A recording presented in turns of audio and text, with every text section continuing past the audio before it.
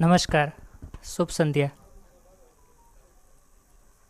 ક્યાંક સ્વસિયાનું યાદ છે, ક્યાંક વસિયાનું યાદ છે, પણ જ્યારે જ્યારે પુસ્તક ખોલ્યું છે ત્યારે જીવ્યાનું યાદ છે. જમીનથી લઈને અંબર સુધી જોઈ શકો છો, નવી દ્રષ્ટિ અને નવી અસરથી જોઈ શકો છો.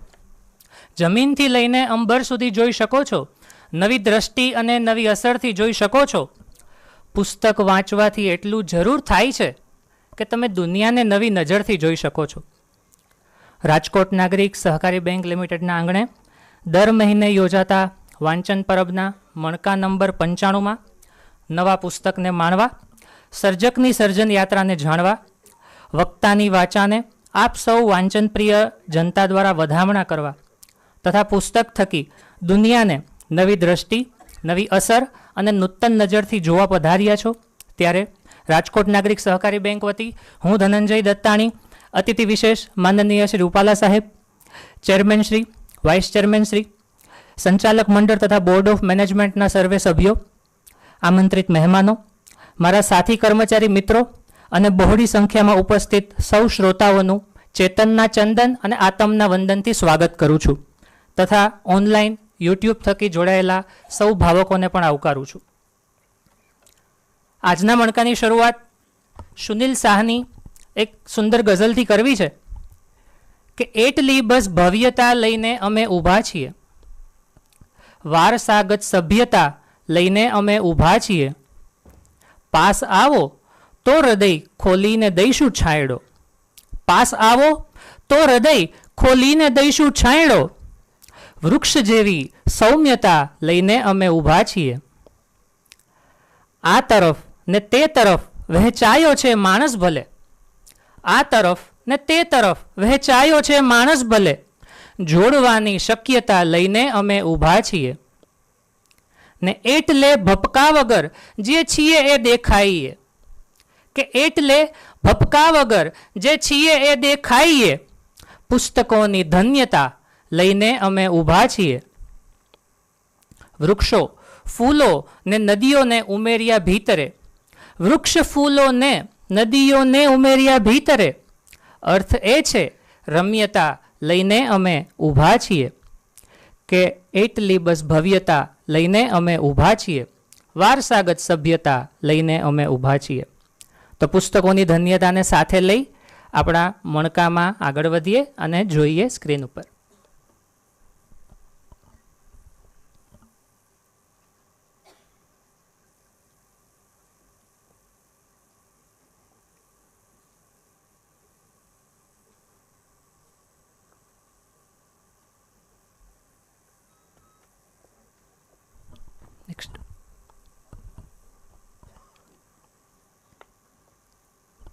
નેક્સ્ટ.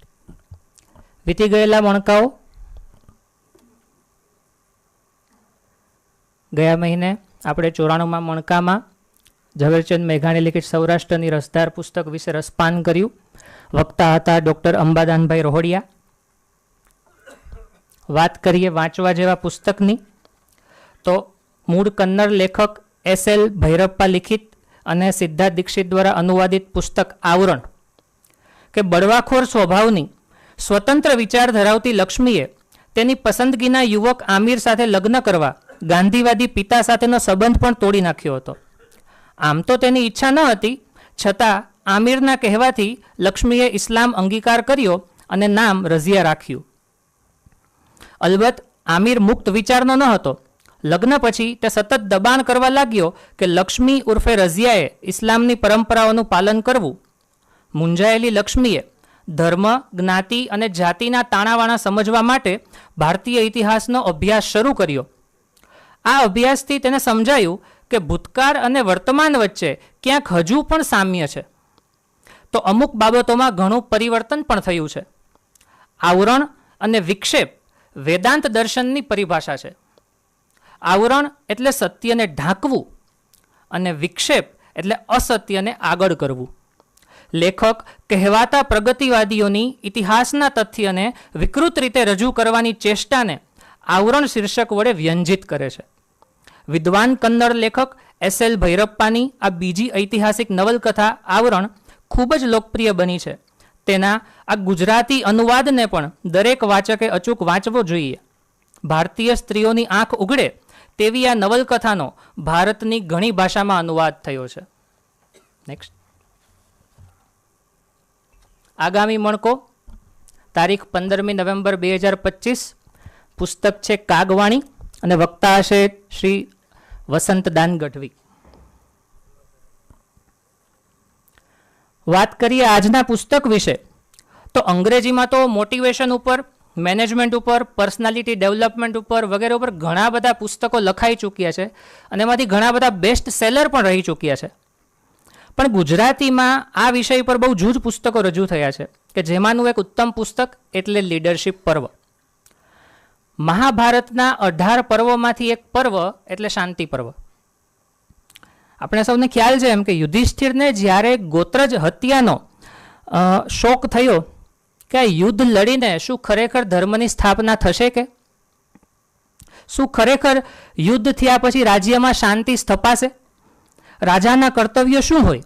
આવા પ્રશ્નોના ઉકેલ માટે જ્યારે શ્રી કૃષ્ણ યુધિષ્ઠિરને ઉપદેશ આપવા માટે ભીષ્મને આહવાન આપે છે ત્યારે ભીષ્મ કહે છે કે આ જ્ઞાનનિષ્ઠ તપસ્વીએ પોતાની આ ભૂમિકા બાણશૈયા ઉપર સૂતા સૂતા ભજવી અને યુધિષ્ઠિરના મનમાં જે પ્રશ્નો હતા એ પ્રશ્નોના ઉકેલ આપ્યા. એના પ્રશ્નોને, એના મનના રહેલા પ્રશ્નોને શાતા મળી. એટલે કદાચ કહી શકાય કે આ પર્વનું નામ પણ શાંતિ પર્વ છે. ભીષ્મની આ જ્ઞાન પ્રચુરતાને લીધે જ શાંતિ પર્વ એ મહાભારતનું એક મહત્વનું ભૂષણ બની ગયું. ભીષ્મ પિતામહે યુધિષ્ઠિરને રાજ્ય શાસન અને સર્વાંગી વિકાસ અંગેની વાતો, લીડરશિપ અંગેની વાતો, પર્સનાલિટી મેનેજમેન્ટ અંગેની વાતો કે પર્સનલ ડેવલપમેન્ટ અંગેની જે વાતો કહેલી છે તેનું રસપ્રદ સંકલન આજના સમયના પરિપ્રેક્ષ્યમાં અહીં લેખકે પ્રસ્તુત કર્યું છે. અહીં રાજા લીડર, મેનેજર કે આંટ્રપ્રેન્યોર તરીકે ઓળખાયો છે તો શાસન પ્રણાલી લીડરશિપ સ્કિલ્સ તરીકે ઓળખાય છે. મહાભારત પર્વોમાં વહેંચાયેલું છે એટલે આ પુસ્તકનું નામ પણ લીડરશિપ પર્વ રાખ્યું છે. ટોટલ 3 ભાગમાં આ પુસ્તક છે જેમાંનો પ્રથમ ભાગ એટલે કે આ આરંભ અને હવે પછી આવશે એના નામ છે ગતિ અને પ્રગતિ. પુસ્તકમાં લીડરશિપ સ્કિલ્સની સાથે સાથે પર્સનાલિટી ગ્રુમિંગથી લઈ સ્ટ્રેસ મેનેજમેન્ટ, ડિસિઝન મેકિંગ અને કમ્યુનિકેશન સ્કિલ્સ સુધીની તમામ વાતો આવરી લેવાઈ છે. વાત કરીએ જેના લેખક એટલે કે અંકિત દેસાઈ કે જેમણે માસ કમ્યુનિકેશનમાં માસ્ટર્સ કરીને અંકિત દેસાઈએ ગુજરાત ગાર્ડિયન અખબાર સાથે પત્રકારત્વની કારકિર્દી શરૂ કરી હતી. ન્યૂઝપેપર અને ન્યૂઝ પોર્ટલ્સના ફીચર રાઇટિંગ વિભાગમાં કામ કરવાની તક મળી હોવાથી ખબર છે .com અને કોકટેલ જિંદગી જેવા જાણીતા મીડિયા હાઉસમાં મેગેઝિન એડિટર અને એક્ઝિક્યુટિવ એડિટરની જવાબદારી નિભાવવાની તક મળી. હાલમાં તેઓ સંદેશ, મુંબઈ સમાચાર અને ફૂલછાપમાં વીકલી કોલમ્સ લખે છે. પોતાના વિશાળ વાંચન અને પત્રકારત્વના અનુભવને આધારે હાલમાં અંકિત દેસાઈ બ્રાન્ડિંગ, ઇમેજ બિલ્ડિંગના ક્ષેત્રમાં સ્ટ્રેટેજીસ્ટ તેમજ બ્રાન્ડ કન્સલ્ટન્ટ તરીકે કામ કરે છે. તેમના દ્વારા લિખિત અન્ય પુસ્તકો આપ સ્ક્રીન પર જોઈ શકો છો.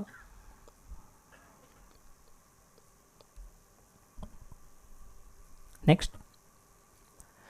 ને વાત કરીએ આજના વક્તાની તો સૌરાષ્ટ્રના લોકલાડીલા અને પ્રચંડ લોકચાહના મેળવેલ વ્યક્તિત્વ કે જેમણે શિક્ષકથી લઈને સંસદ સભ્ય સુધી તથા વર્ગખંડથી લઈને સંસદ ભવન સુધીની સફળ યાત્રા ખેડનાર અમરેલીના ઈશ્વરિયા ગામમાં જન્મેલા એક નાના ગામથી લઈને વિશ્વ ફલક પર પોતાની આગવી ઓળખાણ ઊભી કરનાર માનનીય શ્રી પરસોત્તમ રૂપાલા સાહેબ.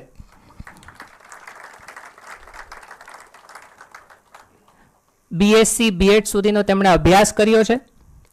તેઓ રાજકીય કારકિર્દી ધરાવે છે અને રાજકીય પક્ષ સાથે જોડાયેલા છે. આ એક આકસ્મિક સંયોગ છે, પરંતુ તેઓ 100% સાહિત્યિક જીવ અને નખશીક શિક્ષક છે. આજના પુસ્તકની પસંદગી પણ તેઓએ જાતે જ કરી છે, જે દર્શાવે છે કે તેઓ કેટલા ઉત્તમ વાચક છે અને ગુજરાતી સાહિત્યના વર્તમાન પ્રવાહોથી સુપેરે માહિતગાર છે. અને આજે એક ખાસ વાત પણ કહેવી છે કે સાહિત્ય સાથેનો તેમનો ભાવ અને નાગરિક બેંક સાથેના લગાવને કારણે આજે રૂપાલા સાહેબ કોઈ પણ જાતના માનપાન કે પારિશ્રમિક વગર આપણને મળવા અને આપણી સાથે આ પુસ્તક વિશે વાત કરવા આવ્યા છે. તો એ માટે સાહેબ માટે જોરદાર તાળીઓ થઈ જાય.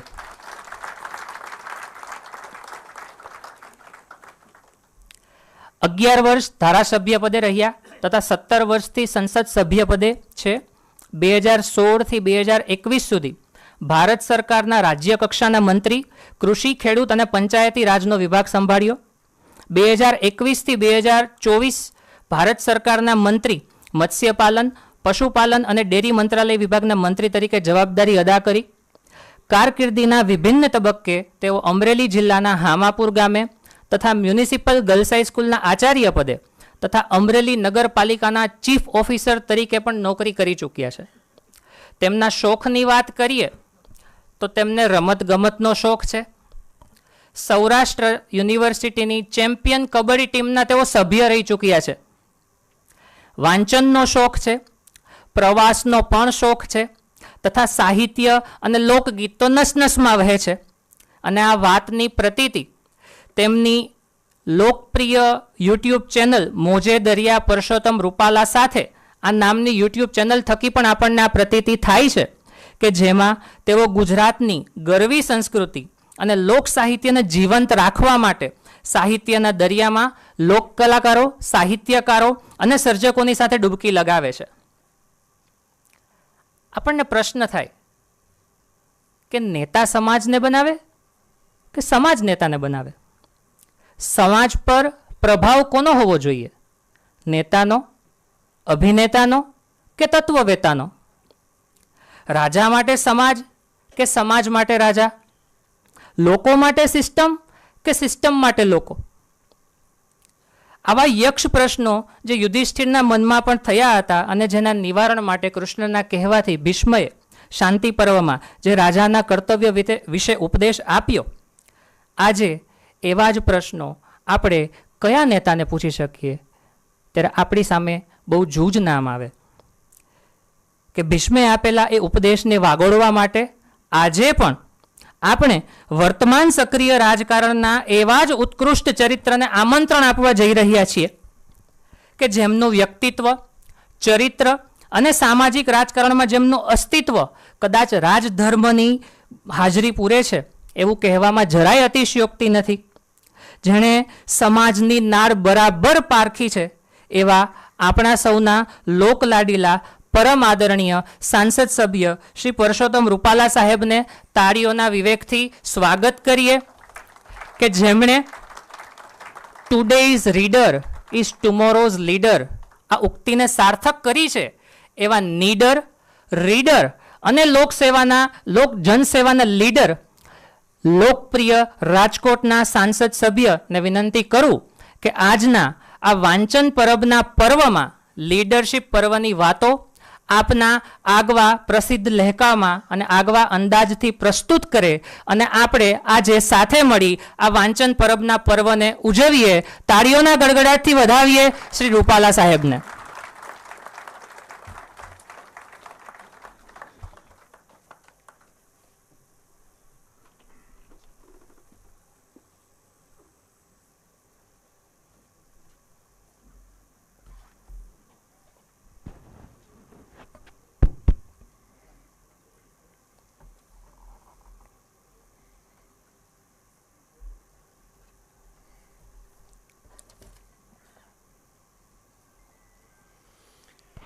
રામ રામ.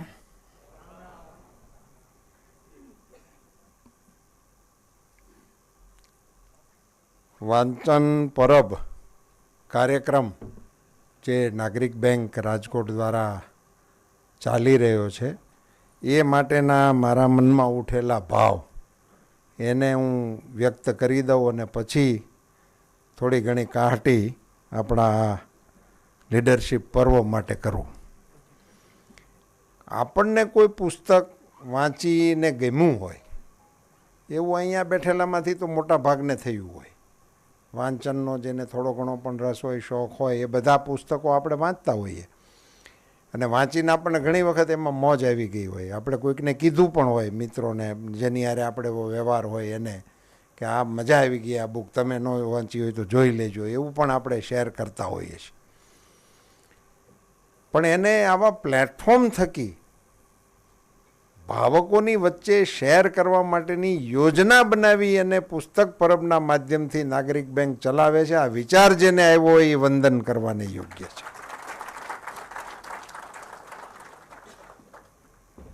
મને તો ઘણી વખત ઘણી પુસ્તકો મેં વાંચ્યા છે ને ગેમા છે, પણ એ વાત તો પછી કોઈની સાથે શેર થઈ હોય ને ના પણ થઈ હોય તો એ મારા પૂરતી જ રહી જાય. વાતળિયું વિગતાળિયું જણ જણ જુજવ્યું, ચંગા માળું એને પૂછ્યું તો દલજી દલમે રહ્યું. કોઈ પૂછવાવાળો ના આવે, કોઈ સાંભળવાવાળો ન આવે તો આપણા મનમાં ઉભેલા તરંગો એ આપણા મનમાં જ રહી જાય. એને બદલે કોઈને પુસ્તક વાંચ્યા પછી એની અંદરથી કંઈક સારું કોઈકને કહેવાનું મન થાય એવું ઈચ્છાને રજૂ કરવા માટેનું સુંદર મજાનું પ્લેટફોર્મ આખા એ ભારતમાં આપણી નાગરિક બેંકમાં છે. એના માટે ધન્યવાદ સહ બેંકના ચેરમેન શ્રી અને એમનું આખું એ મંડળ, સૌ વાલા ભાઈઓ અને બહેનો. બીજો એક વિષય એવો હતો કે આ પુસ્તક વિશે હું આમ સાહિત્યનો એ પ્રકારનો વિવેચક નથી કે સાહિત્યિક રીતે હું એની મૂલવણી કરી શકું, ભાષા વૈવિધ્યની કે એના ગ્રામરની કે એના જુદા જુદા જે અંગો છે એ દ્રષ્ટિનો વિવેચક હું નથી, એની મને ખબર છે. પણ મને એમાંથી કંઈક ગમ્યું હોય એટલે હું બીજાને કહું અને આપની સાથે પણ એ વાત શેર કરીશ. આમાં મને જે એક વિષય મારા ધ્યાનમાં આવ્યો છે એ મારે ત્યાંથી શરૂઆત કરવી છે અને એટલા માટે જ મેં આ પુસ્તકને પસંદ કર્યું છે. આમ હું વાંચવાની દૃષ્ટિએ મને ખૂબ નાનપણથી જ આ ટેવ હતી વાંચવાની, એટલે પુસ્તકો ઉછીના લઈને માગીને ગોતીને એવી રીતે પણ ખૂબ પુસ્તકો વાંચ્યા છે. પણ એ વખતની જે ભાષાઓ હતી, દેવશંકર મહેતાના પુસ્તકો વાંચ્યા હોય, મેઘાણી સાહેબના પુસ્તકો વાંચ્યા હોય, એવા ઘણા બધા પુસ્તકો અમે એ વખતે વાંચતા. એ ભાષા આપણા મશરૂવાળા સાહેબની અમારે આવતી, પાટણની પ્રભુતા અમારા અભ્યાસક્રમમાં આવતી, એ બધી પુસ્તકોની શ્રેણીઓ આપણી જય સોમનાથથી લઈને બાકીની એ બધું ઘણા પુસ્તકો આપણે વાંચ્યા હોય. પછી મળિયા સાહેબ જેવાના પુસ્તકો પણ આપણે જોયા હોય તો એમની ભાષા પણ થોડીક જુદી પડે. પણ આ બધો જ ભાષા પ્રવાહ અને આ લીડરશિપ પર્વનો ભાષા પ્રવાહ એ બિલકુલ જુદો છે. અને એ આ બધા વાંચકોના ધ્યાન ઉપર મારે એ મૂકવું હતું કે હવે ગુજરાતી ભાષાની અંદર કેવડું મોટું પરિવર્તન આવવાનું શરૂ થઈ ગયું છે. આ ચોપડી વાંચ્યા પછી મને ખબર પડી, અને મેં પહેલી વખત આ ચોપડી વાંચી તેને તો 4-5 મહિના થઈ ગયા હતા. ત્યારે વાંચીને મેં આખી ચોપડીમાં લીટા મારેલા છે. એક એક પાનામાં 20 અંગ્રેજી શબ્દ પ્રયોગો વપરાણા છે. એ એક હવે એટલે એક પ્રકારની નવી ભાષા આમાં યુસી જે આવે છે, જેને મારી જેવાને જેને અંગ્રેજી નથી આવડતું એ લોકો બોલતા હોય છે. યુસી આવે, આઈ મીન ટુ સે, ને એવું બધું જે આવે છે ને સમજાવીને અંગ્રેજી ગુજરાતી બોલતા બોલતા અંગ્રેજીમાં વ્યા જાય ને પછી અંગ્રેજીમાંથી પછી યુસી કહીને ગુજરાતી શરૂ કરી દે ને એ બધું એ આમાં રેગ્યુલરમાં આપણા લેખક મહાશયે આનો પ્રયોગ કરેલો છે. એન્ડ ઓફ ધ ડે, આ બધા શબ્દ પ્રયોગો આમ જેમ કે આપણી ભાષાના હોય એવી રીતે સરળતાથી ભાષા પ્રયોગની અંદર વર્ણવાયા છે. એટલે વાંચકોએ એક વખત આ પુસ્તક વાંચીને એ દિશામાં વિચારવાની આવશ્યકતા છે કે આગામી ગુજરાતી ભાષાનું સાહિત્ય કઈ ગુજરાતી ભાષામાં આવશે.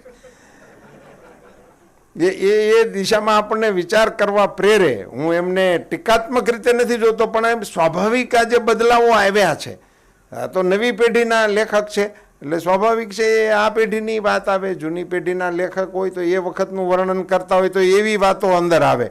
એમ અત્યારની નવી પેઢીના લેખક તરીકે એમની ભાષા છે, એ ભાષામાં આવેલો બદલાવ એણે મને પહેલો વહેલો જગજોર કર્યો હતો કે આપણે આ વાંચવું તો જોવું પડે.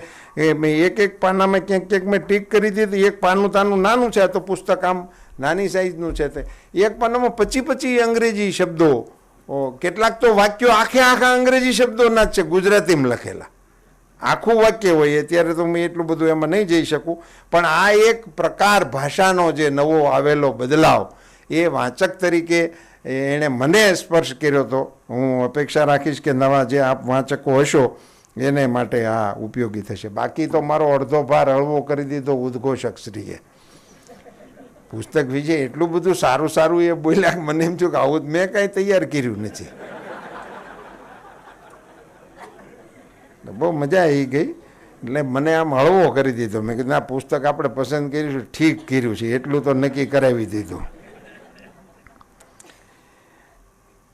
એમણે એક અવલોકન કર્યું, એ બહુ ઉમદા કર્યું કે અત્યારે વર્તમાન સમયની અંદર આ પ્રકારનો એક ટ્રેન્ડ ચાલે છે મેનેજમેન્ટને તૈયાર કરવા માટેનો ને એને ડેવલપમેન્ટ માટેનો ને એના માટેના કોચીસ રાખે છે ને કન્સલ્ટન્ટ શબ્દ એમાં બહુ વપરાય છે અને બહુ મોંઘી ફી લઈને એના કન્સલ્ટન્ટો આવે છે જે તમને ડેવલપમેન્ટ માટે લીડરશિપ માટે ટ્રેનિંગ આપે, તમને ગાઈડ કરે.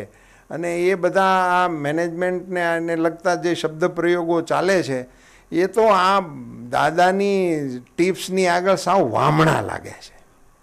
એટલી સુંદર મજાની ટિપ્સ એ વખતે દાદા બાણશૈયા ઉપરથી આપણને આપીને ગયા છે. અને આપણે મેનેજમેન્ટ શબ્દને એ બધું તો હાવ વિદેશી માનીને હાલતા હતા. એક તો આપણે તો એવો વિચાર માનતા હતા કે આપણે અહીંયા હશે જ નહીં, આપણે તો આ બાબતમાં કાંઈ છે જ નહીં એવું, એવી માન્યતા સાથે આ વિષય પ્રવેશની અંદર આ પુસ્તક વાંચ્યા પછી મને ખબર પડી કે હજી તો એને જ સમજણ નથી કે આમાં શું છે. એવો ખજાનો આપણી પાસે છે. એ લીડરશિપ માટેનો હોય ને લીડરશિપ અંગેની એક વાતની પણ મારે ચોખવટ કરવી છે. એક આમ જનસાધારણ ધારણા એવી છે કે લીડરશિપ એટલે એ અમારો વિભાગ, એમ જે ચૂંટણીઓ લડે, બથોબથ આવે, હારે તોય મીણ નો કે એ જે એક આખી .com છે એને માટે જ લીડરશિપ અખત્યાર એનો જ છે એવું નથી. આપણા કલામ સાહેબે લીડરશિપ માટેની બહુ સુંદર વ્યાખ્યાઓ કરેલી છે. કલામ સાહેબ કહેતા કે એક વર્ગ હોય ને તેમાં એક સારા અક્ષરવાળો દીકરો હોય ને તો એ વર્ગનો સારા અક્ષરનો લીડર કહેવાય. ત્યાંથી એમણે શરૂ કરીને વર્ગ આખી લીડરશિપ માટેની સુંદર વ્યાખ્યાઓ આપી. કે આપણું રાજકોટ છે તો ડૉક્ટર મોઢા એ આપણા રાજકોટના મેડિકલ ક્ષેત્રના લીડર કહેવાય. એ બાબતમાં કોઈના મનમાં દ્વિધા હોવી જ નહીં જોઈએ. બેન્કિંગ ક્ષેત્ર તો આપણે અહીંના કોઈ સારા બેન્કર્સ હોય તો એ બેન્કિંગ ક્ષેત્રના લીડર કહેવાય. આપણે અહીંના રાજકોટના જ હોય ને સ્પોર્ટ્સની અંદર નેશનલ લેવલે પ્રતિનિધિત્વ કરતા હોય તો એ આપણા સ્પોર્ટ્સના લીડર કહેવાય. આ વિસ્તારના એને પણ એને લીડર કહી શકાય. આવા તમામ ક્ષેત્રના લીડરો હોય છે અને એ જ બધા સાચ અર્થમાં નેતૃત્વ કરતા હોય. એમાંનું એક અંગ રાજકીય નેતૃત્વને તમે ગણી શકો. એક અંગ માટે એને હા પાડવી જોઈએ, આટલી બધી મથામણ કરતા હોય એટલે. બાકી જનસાધારણની અંદર તમામ ક્ષેત્રને નેતૃત્વ આપનારા, હું તો એમાં અત્યારે કહી શકું અહીંથી કે આમાંથી જેને શ્રેષ્ઠ પુસ્તકોનું સૌથી વધુ વાંચન કર્યું હોય ને એ વાંચક વર્ગનો પણ નેતા કહેવાય, એ એનો લીડર કહેવાય. એ વાંચન ક્ષેત્ર માટેના એ લીડર કહી શકાય. તો એ જે લીડરની નેતૃત્વની જે વ્યાખ્યા છે એને ભીષ્મ પિતામહે એમની આ શાંતિ પર્વની યુધિષ્ઠિરને આપેલી સલાહમાં ચોખવટ કરેલી છે. હવે બેંકના ચેરમેન આપણી વચ્ચેથી ગયા એટલે મારે ઉદાહરણ આપવું છે. He is a leader. એમની પાસે નેતૃત્વ છે. આવડી મોટા વિશાળ ઓર્ગેનાઇઝેશનને લીડ કરવાનું કામ તેઓ કરી રહ્યા છે. એટલે એમને એક લીડર તરીકે આપણા બધા ક્ષેત્રોને આ રીતે આપણે મૂલવી શકીએ. અને એ પરિપ્રેક્ષમાં એમણે લીડરના ગુણધર્મો, એને માટેની ફરજો, એમણે રાખવાના પ્રિકોશન વગેરે બધું ખૂબ સુંદર રીતે અને અદ્ભુત રીતે, મને તો એટલું બધું એમાં દાદા પ્રત્યે આમે મારો પક્ષપાત હતો. ઘણા વર્ષો પહેલાં એટલે માધ્યમિક શાળામાં એક પાઠ આવતો, ભેંસદડિયા સાહેબ છે, કદાચ યાદ રાખીને મને ટકોર કરે, ભૂલ હોય તો સુધારી લે. લોકમાતા ગંગા કાકા સાહેબ કાલેલકર દ્વારા એ આપણો પાઠ આવતો, એના લેખક એ હતા, એવું ઝીણું ઝીણું યાદ છે. એમાં એક વાક્ય પહેલું લખેલું હતું, એ હજી હું નથી ભૂલ્યો, કે ગંગાએ કશું ન કર્યું હોત અને માત્ર ભીષ્મને જન્મ આપ્યો છે એ કારણથી પણ એ આપણા દેશની લોકમાતા કહેવાનો હક ધરાવે છે. પછી તો એમાં આખા ગંગાના ઘણા બધા ઉપકારો આપણી ઉપરના એનો આખો વિસ્તૃત પાઠ હતો.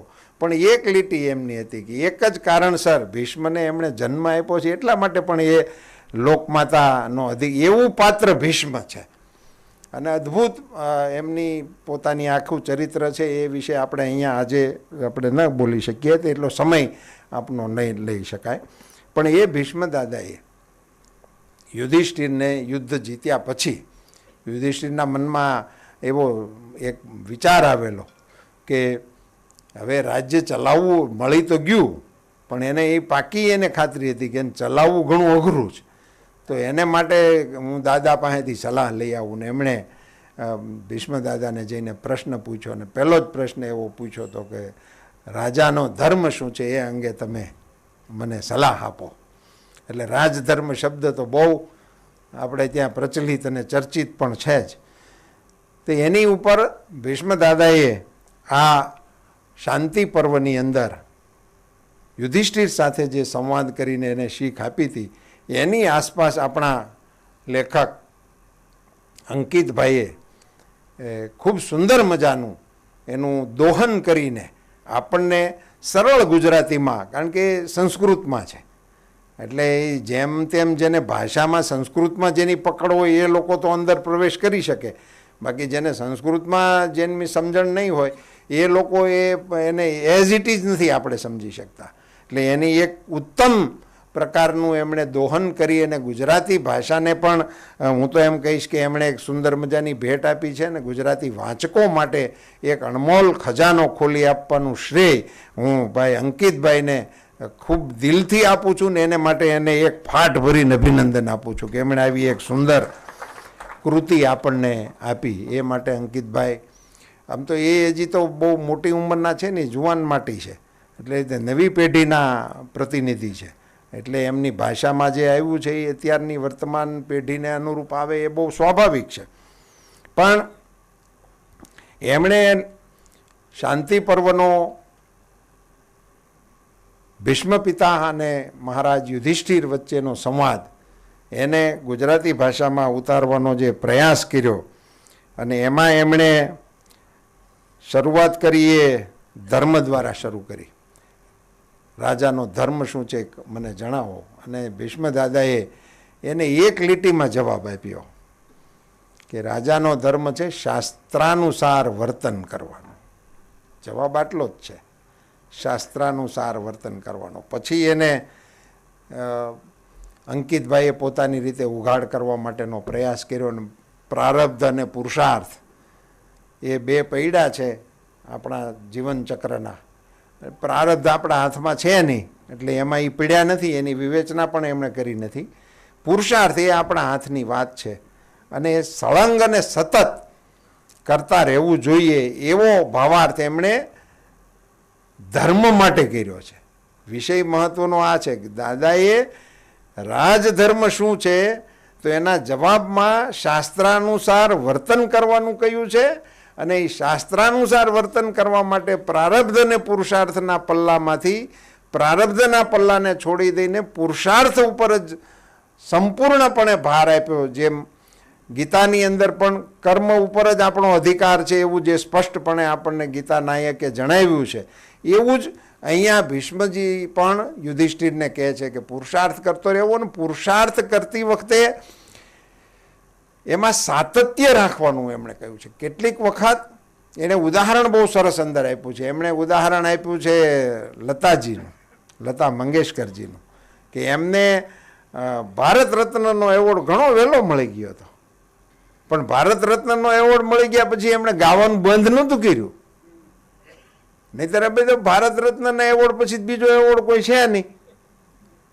એ શેને માટે માથાકૂટ કરવાની કે હવે મળવાનું તો મળી ગયું, આરામ કરો, એવું નથી. પણ એમણે એમના છેલ્લા શ્વાસ સુધી, જ્યાં સુધી એમનો શ્વાસ ચાલ્યો અને એમની શરીરે જ્યાં સુધી એને ટેકો આપ્યો ત્યાં સુધી એમણે રેકોર્ડિંગ કરાવ્યા રાખ્યું. એટલો પુરુષાર્થ કરવો એને ઉત્તમ પ્રકારનો પુરુષાર્થી કહેવાય. આ મોટામાં મોટું પહેલું વહેલું લક્ષણ અને પહેલી વહેલી સમજણ એ વ્યક્તિત્વ માટે, લીડર માટે, નેતા માટે, નેતૃત્વ કરનારા કોઈ પણ ક્ષેત્રના માણસને આ લાગુ પડે એવો એક ઉમદા સતત પુરુષાર્થની દિશામાં પ્રમાણિક પુરુષાર્થ કરતા રહેવા માટેનો એમણે શરૂ કર્યું હતું.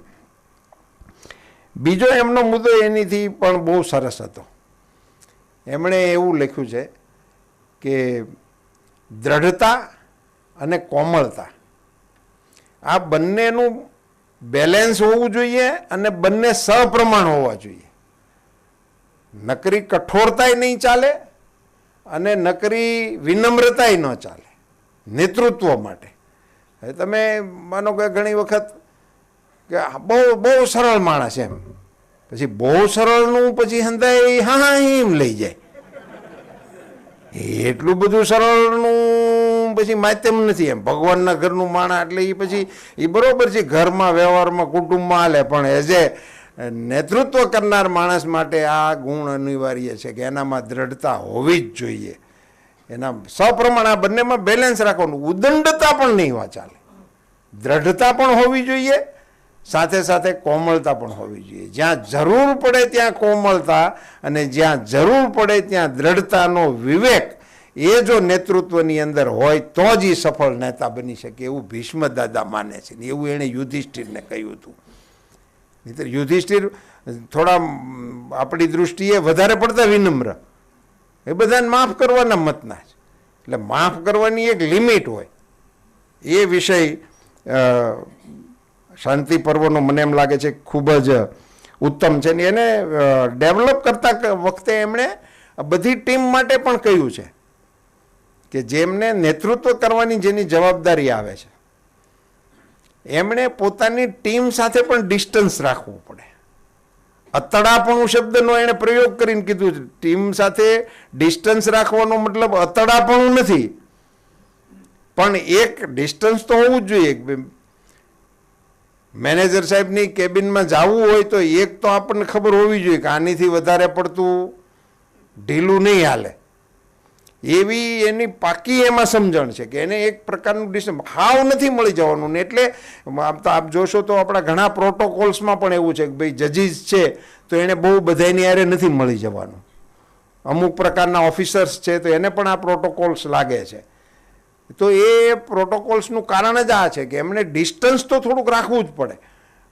એનીથી અતડા ના રહી શકે, પણ એને પાકા પાયે. નહીતર શું થાય છે કે જો ડિસ્ટન્સ ના રાખે ને તો નાના માણસો ઘણી વખત શું કે અમારા સાહેબ તમારે ચિંતા જ નહીં, કોણ તમે કોઈ બધું કરાવી લઈશું. આ વાક્ય રચના જો એમના હેડ તરીકે નીચેના માણસો કરતા થઈ જાય તો એ સફળતા માટેની વિરોધી બાબત છે. એટલી કાળજી તો આપણા જેમણે નેતૃત્વ કરવાનું આવે છે એમણે આ વાતની બહુ સફળ રીતે કાળજી રાખવી પડે. એટલે ચોક્કસ પ્રકારનું ડિસ્ટન્સ એ પોતાના સહકર્મીઓ સાથે પણ રાખવું પડે, સહકાર્યકર્તાઓ સાથે પણ રાખવું પડે, અને એમની સાથેના સંબંધોમાં ઉષ્માભર્યો વ્યવહાર રાખી અને નેતૃત્વ કરવા માટેની શીખ દાદાએ એમને આપી છે. હવે બહુ એક અગત્યનો મુદ્દો આવે છે જે હું કેટલા કહી શકે તો ખબર નથી, પણ ખૂબ સુંદર મજાનો જે આમ આપણી કલ્પનામાં ના હોય અથવા તો આપણે વિચાર્યું ક્યારેય ન હોય એવી સુંદર મજાની છણાવટ દાદાએ કરી છે. એમણે એવું કહ્યું છે કે 18 પ્રકારના વ્યસનો છે એનાથી લીડરે દૂર રહેવું પડે, નેતૃત્વ કરનારાએ એનાથી દૂર રહેવું પડે.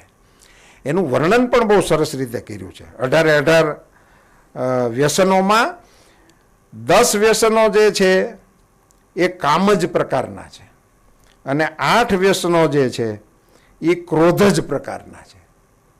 એણે વ્યસનોના પણ પ્રકાર ડિવિઝન, મને તો એવું લાગે છે કે આટલું આ વ્યસનો ઉપર મેં તો કોઈ દિવસ આવું વિચાર્યું સુધા નહોતું. વ્યસનોમાં આવા પ્રકાર હોય, વ્યસનોના આવા પ્રકારનું આટલું ડિટેલ વર્ણન આપણા શાસ્ત્રોમાં આપણને મળે તો કેટલું ગજબની વાત છે.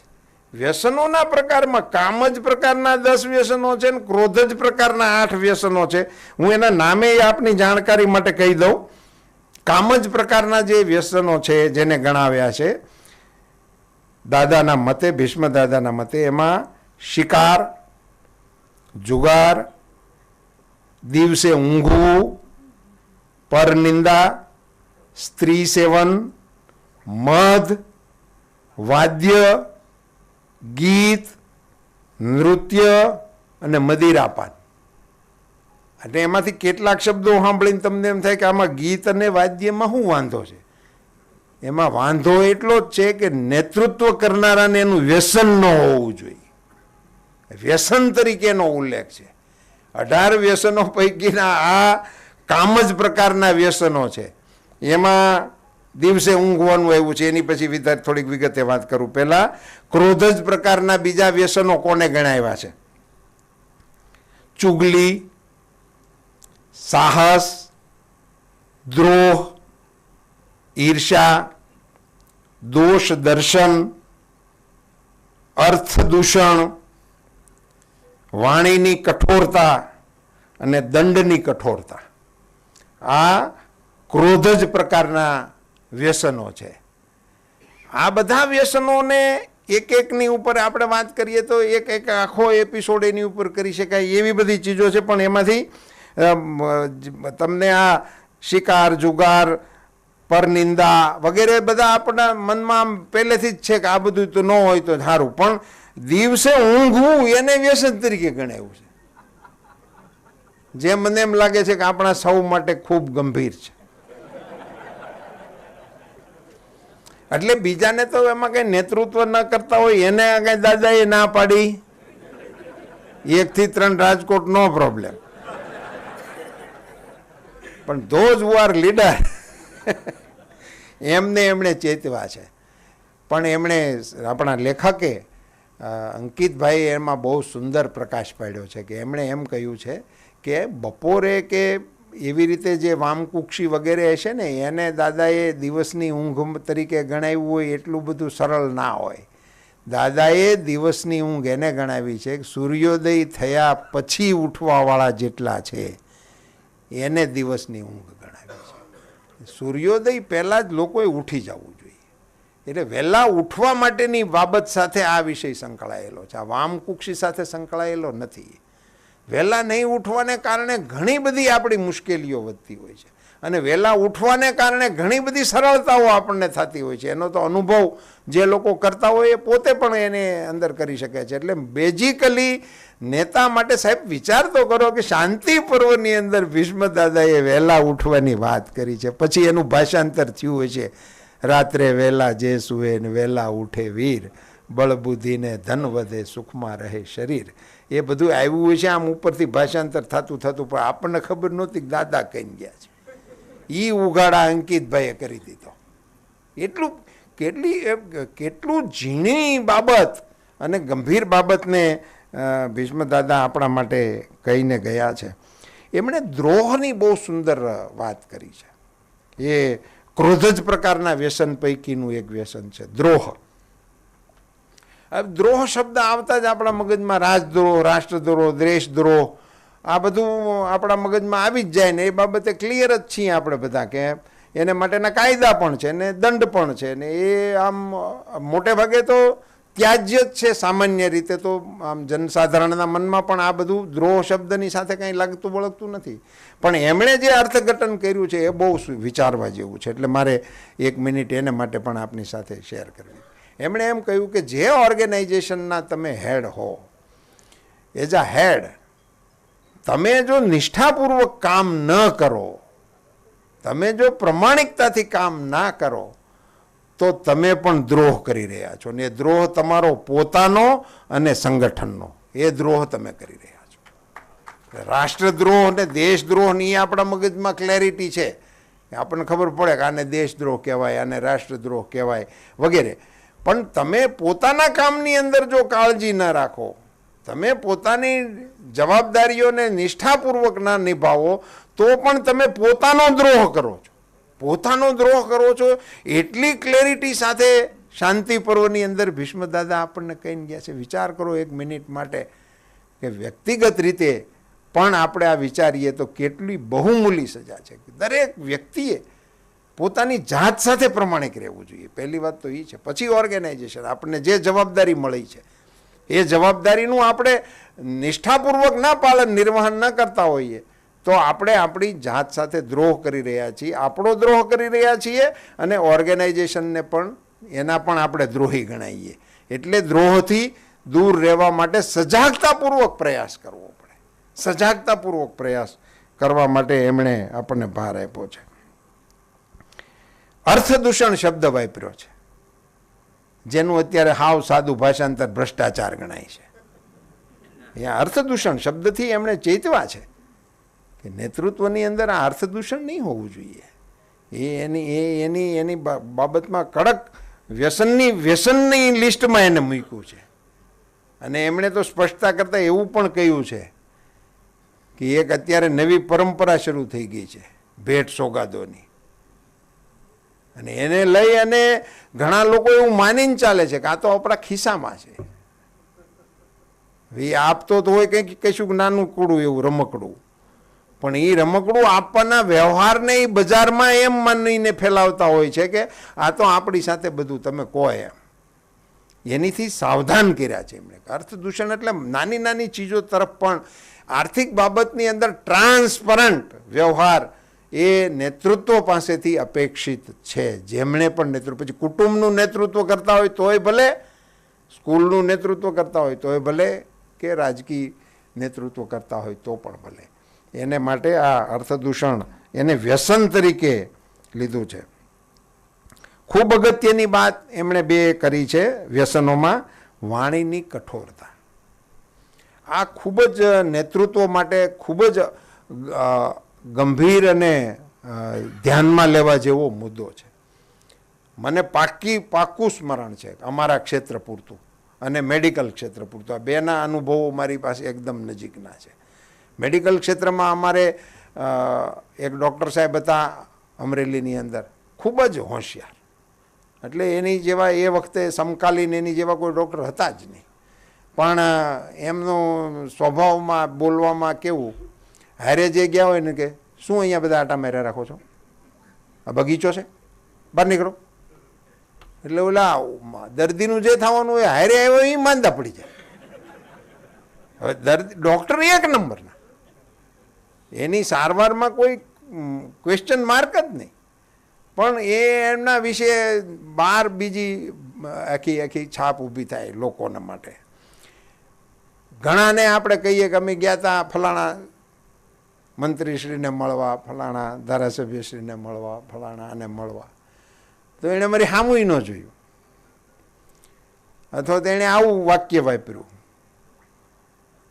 એની એક નાની એમથી ટિપ્સ હોય એની એ શબ્દ પ્રયોગને કારણે તો ખૂબ મોટી નારાજગી ઊભી થઈ જતી હોય છે. એટલે વાણીની અંદર એક પ્રકારની સૂચિતા અને વાણીની અંદર વિનમ્રતા, આ એક અત્યંત અદ્ભુત આવશ્યક ગુણ પણ એમણે લખ્યો છે કે આ કઠોરતાની સાથે જોડીને વ્યસન સાથે જોડી દીધું છે કે એનામાં હોવું જ નહીં જોઈએ. એનામાં કઠોર વાણી એને પ્રોહિબિટેડ એણે કરી છે. એની પછીનો એક મુદ્દો બહુ સરસ છે, કઠોર દંડની. એને પણ એમણે વ્યસનની સાથે જોડ્યો છે. કારણ કે તમે જ્યારે નેતૃત્વ તરીકે બેસો એટલે તમારા હાથમાં સત્તા આવે, પાવર્સ આવે આપણી પાસે, અને એ પાવર્સને કારણે તમે કોઈકને સસ્પેન્ડ પણ કરી શકો, તમે કોઈને ટર્મિનેટ પણ કરી શકો, તમે કોઈકને ઘર ભેગા કરી શકો, જે કંઈ એમાં પાવર્સને કારણે આ બધું એ સ્વાભાવિક પણ છે ને ઘણી વખત જરૂરી પણ હોય છે. પણ એ વખતે ભીષ્મદાદા એવી ચેતવણી આપે છે કે તમારે આ કઠોર દંડ આપતી વખતે પુનર્વિચાર કરવો અને કોઈની જિંદગી બરબાદ થાય એ પ્રકારના નિર્ણયોથી બચવું જોઈએ, એવી સલાહ આપી છે. કે કરી શકો તમે, એને વિવેક બુદ્ધિ એમાં ભેળવવી જોઈએ. એવી આપણે કાઢી મૂક્યા કેટલાનું લિસ્ટ એ ઠીક નથી, એનાથી કંઈ ફાયદો ન થાય. હું નામ નહીં લઉં, પણ અમારે એક નેતા હતા, એ અમે ત્યારે હજી તાજા બધા શીખતા એમ, ત્યારે અમારી સામે આવીને અમને એમ કે આજ આટલાને સસ્પેન્ડ કર્યા, કાઢી મૂક્યા, લપ કરતા હતા તે. એટલે મેં એને એક વખત પછી હળવી ભાષામાં કીધું હતું, કોઈને જોડ્યા ખરા? આખો દીમાં લિસ્ટ રોજ એવું કાઢી નાખ્યાનું લઈને આવો છો. એટલે એવું ચાલતું હતું. એ કઠોરતા, દંડની કઠોરતા, એનો ઈલાજ નથી. ઘણી વખત જ્યુડિશરીમાં પણ એવું આવે છે કે એને આકરામાં આકરો દંડ કરવાને કારણે એનો દોષ સમાપ્ત નથી થતો, એની વૃત્તિ જો નહીં સમાપ્ત થાય તો એ કંઈ સુધરવાનો નથી. એટલે દંડની અંદર પણ એવી એક આચારસંહિતા પણ છે કે એ માણસને સુધારવા માટેનો પ્રયાસ થવો જોઈએ. એનો દોષ સમાપ્ત થાય નહીં, પણ એની દોષ વૃત્તિ સમાપ્ત થાય એ દિશાના પ્રયાસો એ નેતૃત્વ પાસેથી અપેક્ષિત છે. એટલે કઠોર દંડ અને કઠોર વાણી આ બંનેને વ્યસનની શ્રેણીમાં શાંતિ પર્વની અંદર મૂકાણા છે. મને તો આશ્ચર્ય થાય છે કે વ્યસનનું આટલું ઊંડાણપૂર્વકનું ઓથોરિટીવાળું સર્જન હું માનતો નથી કે મહાભારત સિવાય કોઈ પુસ્તકની અંદર કે કોઈ જગ્યાએ વિશ્વની અંદર જોવા મળે. એવો એક અદ્ભુત ખજાનો એ આપણા માટે અંકિતભાઈએ ઉઘાડો કરી દીધો છે. અને દ્રઢતા અને તોછડાઈ એ આમનેથી પછી આગળ વધે છે. કઠોરતા પછીનો એક એરિયા તોછડાઈનો આવે છે. અને એ બહુ સહજ રીતે નેતા લીડર એ ધ્યાન ના રાખે તો સહજતાથી આવી જતો હોય છે. કારણ કે એ સ્વયંમાં એના મનમાં એવો ભાવ આવી જ જાય કે આપણે સર્વે સર્વા છીએ, બાકી બધું નાની જીવજાતિ પ્રજાતિ છે એવું માનવા માંડે છે. અને એને લઈને એ હલકા શબ્દ પ્રયોગો એ કરતા હોય છે. એટલે તોછડાઈ માટે તો એવું લખ્યું છે કે ચાલી જ નહીં શકે, એ એનામાં હોવી જ નહીં જોઈએ. તોછડાઈ તો બિલકુલ નહીં હોવી જોઈએ નેતૃત્વની અંદર. આટલું તોછડાઈ શબ્દનો સંસ્કૃતમાં શબ્દ શોધી અને દાદાએ યુધિષ્ઠિરને એ વખતે કીધેલો. બોલો, જ્યાં દુર્યોધનની હયાતી હતી એ કાલખંડમાં કેટલા હશે દાદા જાગ્રત, એનો આ એક ઉત્તમ પ્રકારનો નમૂનો છે.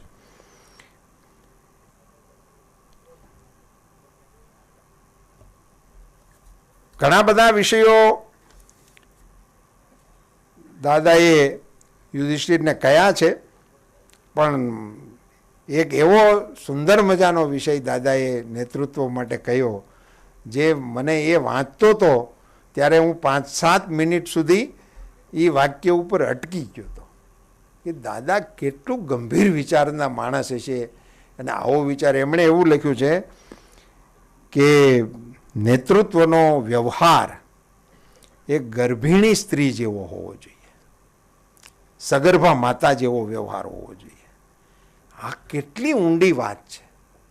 સગર્ભા માતા પોતાના ઉદરની અંદર ઉછરી રહેલા બાળક માટે પોતાને મનગમતા શોખ ઉપર નિયંત્રણ મૂકે છે કે હું આ નહીં ખાઉં, આ ખાઈશ તો મારા બાળકને મારા પેટમાં જે ઉછરી રહ્યું છે એ આચારસંહિતા છે આખી. એને માટે થઈને એ પોતે આગળ વેઠશે પણ પોતાના ઉદરની રક્ષા કરશે. આનો સરખામણી એમણે આ સદગુણ એ નેતૃત્વમાં હોવો જોઈએ. જે એના આશ્રિતો છે એના પ્રત્યે એના મનમાં આવો ભાવ હોવો જોઈએ. એટલું દાદા લખીને ગયા છે. આ શબ્દ આવ્યો ત્યારે મારા મગજમાં માતાઓ માટેનો પણ એક આદર આપણા મનમાં આપોઆપ આવી જાય કે કેટલી બધી એ કાળજી રાખતા હોય છે. ખાન પાન, હાલ ચાલ, સૂવું બેસવું, આ બધી ચીજો ઉપર એમનું આખું વર્તન ફરી જાય. અને એને એ જ્યાં સુધી પ્રસૂતિ ન થાય ત્યાં સુધી એને એટલી ગંભીરતાથી એ પાલન કરતા હોય છે. એ પ્રકારની સજાગતાની અપેક્ષા એ નેતૃત્વ પાસે છે. આવો એક સુંદર મજાનો ઉલ્લેખ એની અંદર આપણને જોવા મળ્યો. અને એની સાથે જ્યારે આ વિષય લખતા પછીનું તરતનું જે સ્ટેપ છે એ એણે ગમા અણગમા સાથે જોડ્યું છે. મને એમ લાગે છે કે આ નેતૃત્વ માટે કસોટી છે. આને કસોટી તરીકે હું તો ગણું છું. એમણે તો ગુણ તરીકે લીધું છે પણ હું તો એને કસોટી તરીકે ગણું છું. મારો વિચાર એમાં જોડું છું. એ ગુણ છે. ગમો અણગમો એ નેતાની અંદર નહીં હોવો જોઈએ. નેતૃત્વ કરનાર વ્યક્તિના હાથમાં ગમો અણગમો ના હોવો જોઈએ. જ્યારે ન્યાય કરવા બેસે ત્યારે જો એનો ગમતો માણસ હશે તો એના ગુનાને એ માફ કરી દે, હળવો કરી દે, તો એ ન્યાય ન કહેવાય. ન્યાય તો યમની જેવો જ હોવો જોઈએ કે ભાઈ એને 18 ને 54 રામજીભાઈ એટલે ઉપાડવાના જ હોય. પછી એમાં એવું કાંઈ ન હોય એનું બેંક એકાઉન્ટ કેટલું છે, એની સમાજમાં પ્રતિષ્ઠા કેટલી છે, એની આવતી વખતે ચૂંટણીનું એનું સ્ટેટસ શું છે, એવું કશું નહીં. એ તો ઉપાડી લેવાના એટલે ઉપાડી જ લેવાના. એનું નામ ન્યાય, યમ ન્યાય. આમ તો એને ન્યાયના દેવતા પણ એટલા માટે જ કહેવામાં આવે. તો ગમા અણગમા વખતે જો આપણે ન્યાય તમારે સત્તાની રૂએ કરવાનો આવે ત્યારે તમને ગમો હોય તો તમે જેને ન્યાય આપવાનો છે ન્યાય ના આપો, અણગમો હોય તો પણ આપણને ગમતો ન હોય તો એ અણગમાને કારણે એનો વાંક ઓછો હોય તો ડબલ દંડ કરી નાખીએ કે એનો વાંક નથી તો ભાઈ આપણને ગમતો નથી તો માંડ લાગે આવ્યો જવા દો. તો એ ગમો અણગમો એ એમાં નહીં હોવો જોઈએ, એમાં મેરિટ્સ હોવું જોઈએ, એની ઉપર એને ન્યાય પ્રિયતાથી વર્તવું જોઈએ. એટલે નેતૃત્વની અંદર ગમા અણગમાને સ્થાન ના હોવું જોઈએ અને એનો વ્યવહાર જે છે એ ગમા અણગમાથી પર હોવો જોઈએ. એ કોઈ તમારી સાથે નાનું મોટું કોઈકને થયું કશું અને એ મળવા આવે ત્યારે તમે એ વાક્યને કે એ વાતને યાદ રાખીને એની સાથે વ્યવહાર નહીં કરી શકો. ત્યારે તમારે એઝ અ હેડ તમારે એની સાથે વાત કરવી જોઈએ. પછી એ ગઈકાલે એનાથી તમને માઠું લાગ્યું હતું એ પ્રમાણે તમારે વ્યવહાર નહીં કરવો પડે. આ ટિપ્સ ખૂબ અગત્યની મને એમ લાગે છે કે દાદાએ આપી છે ને આની કસોટી જ હોવી જોઈએ. કારણ કે અત્યારે મોટે ભાગે આ ગમા અણગમાને કારણે જ ખૂબ પ્રશ્નો ઊભા થાય છે. ગમતા હોય એનું બધું ત્યાં રાખે ને અણગમતા હોય તો એનું કંઈ થાય નહીં. એ જે થિયરી ડેવલપ થઈ એની પાછળ પણ આ કારણભૂત હોય એવું મને લાગે છે. એક મુદ્દો દાદાએ બહુ સુંદર કહ્યો છે નેતૃત્વ માટે કે એને અપડેટ થતું રહેવું જોઈએ. આ મને લાગે છે ખૂબ જ અગત્યનો છે અને મારી જેવાને બહુ લાગુ પડે. એટલા માટે કે અમારા મનમાં એક એવી માન્યતા છે કે આપણને બધું આવડે જ છે એમ, આપણે બધી ખબર પડે જ છે એમ, મને કંઈ કોઈ સલાહ આપે પહોંચ જ નથી એમ.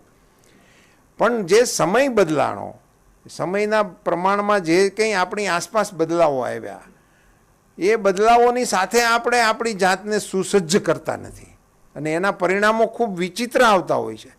દાખલા તરીકે એક વખતનું આપણું અમદાવાદ એ આપણે માન્ચેસ્ટર તરીકે ઓળખતા, ભારતનું માન્ચેસ્ટર એટલે અમદાવાદ, અને કાપડ ઉદ્યોગ, મિલ માલિકો. આ મિલ માલિક શબ્દ તો આપણી ભાષા પ્રયોગમાં એવો આવતો કોકને કાંઈક કહેવું ને કે તું કાંઈ મિલ માલિકનો દીકરો નથી, સાનું મનું રહે. એવી રીતે મિલ માલિકનો એટલે એવો ઋતબો હશે ને એનો, એવું આપણે ત્યાં એનો મિલોનો, મિલ માલિકોનો ને એનો દરજ્જો હતો. હવે એ સંપૂર્ણ બંધ થઈ ગયો. તો મેં એમાંના ઘણા લોકોની સાથે રૂબરૂ વાતચીતો પણ કરેલી છે અને હજી પણ હું ઘણાની હારે એના પરિચયમાં છું. તો મેં જાણ્યું ત્યારે ખબર પડી કે આવડો મોટો આપણો ઇન્ડસ્ટ્રી ત્યાંથી ખતમ થઈ ગયો એનું એકમાત્ર કારણ કે આપણે એમાં અપડેટ જ ન કર્યું. દુનિયામાં જે ટેકનોલોજી આવી ગઈ એ આપણે કાંઈ ફેરફાર કર્યો જ નહીં. આપણે મિલ માલિક હતા એટલે એ ફર્યા જ રાખે એમને. અને જૂની ટેકનોલોજી પછી આંતરરાષ્ટ્રીય સ્પર્ધામાં આપણે ટકી નહીં શકવાને કારણે આવડું મોટું પરિવર્તન જે આપણે જોઈ રહ્યા છીએ એ આપણે જોવાનું આવ્યું. આવા અનેક ઉદાહરણો આપણે વિચારીએ તો અપગ્રેડેશન નહીં થવાને કારણે એ લીડરશિપને પણ લાગુ પડે છે. એટલે તમે અત્યારનું જે કોમ્યુનિકેશન છે એની સાથે તમે તમારી જાતને સુસજ્જ ના કરો તો તમે એમાંથી ઘણા બધા બાકાત રહી જાઓ. એ બધું તમારે કમ્પલસરી એની સાથે અપડેટ થવું જ જોઈએ.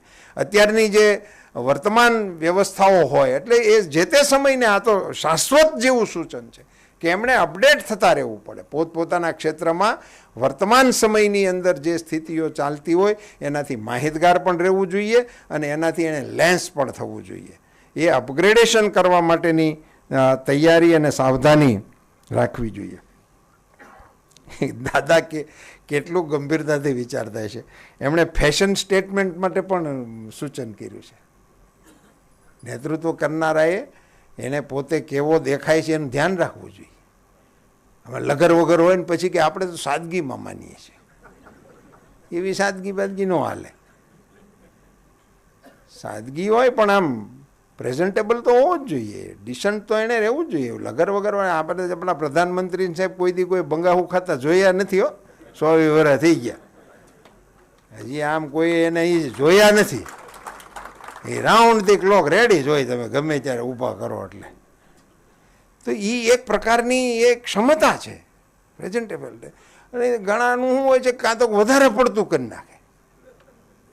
હા તો એનો કોઈ મતલબ નથી. એમ હોય આપણો કલર એ બરાબર છે, પછી એમ હથેકનો થપેડો કરી તો એનો કોઈ મતલબ નથી.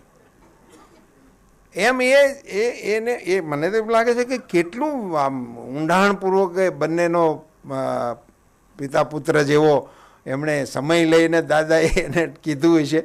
એટલે એણે કહ્યું છે કે તમારું ફેશન સ્ટેટમેન્ટ પણ પરફેક્ટ હોવું જોઈએ અને એ પ્રમાણે તમારે એનું ધ્યાન રાખવું જોઈએ.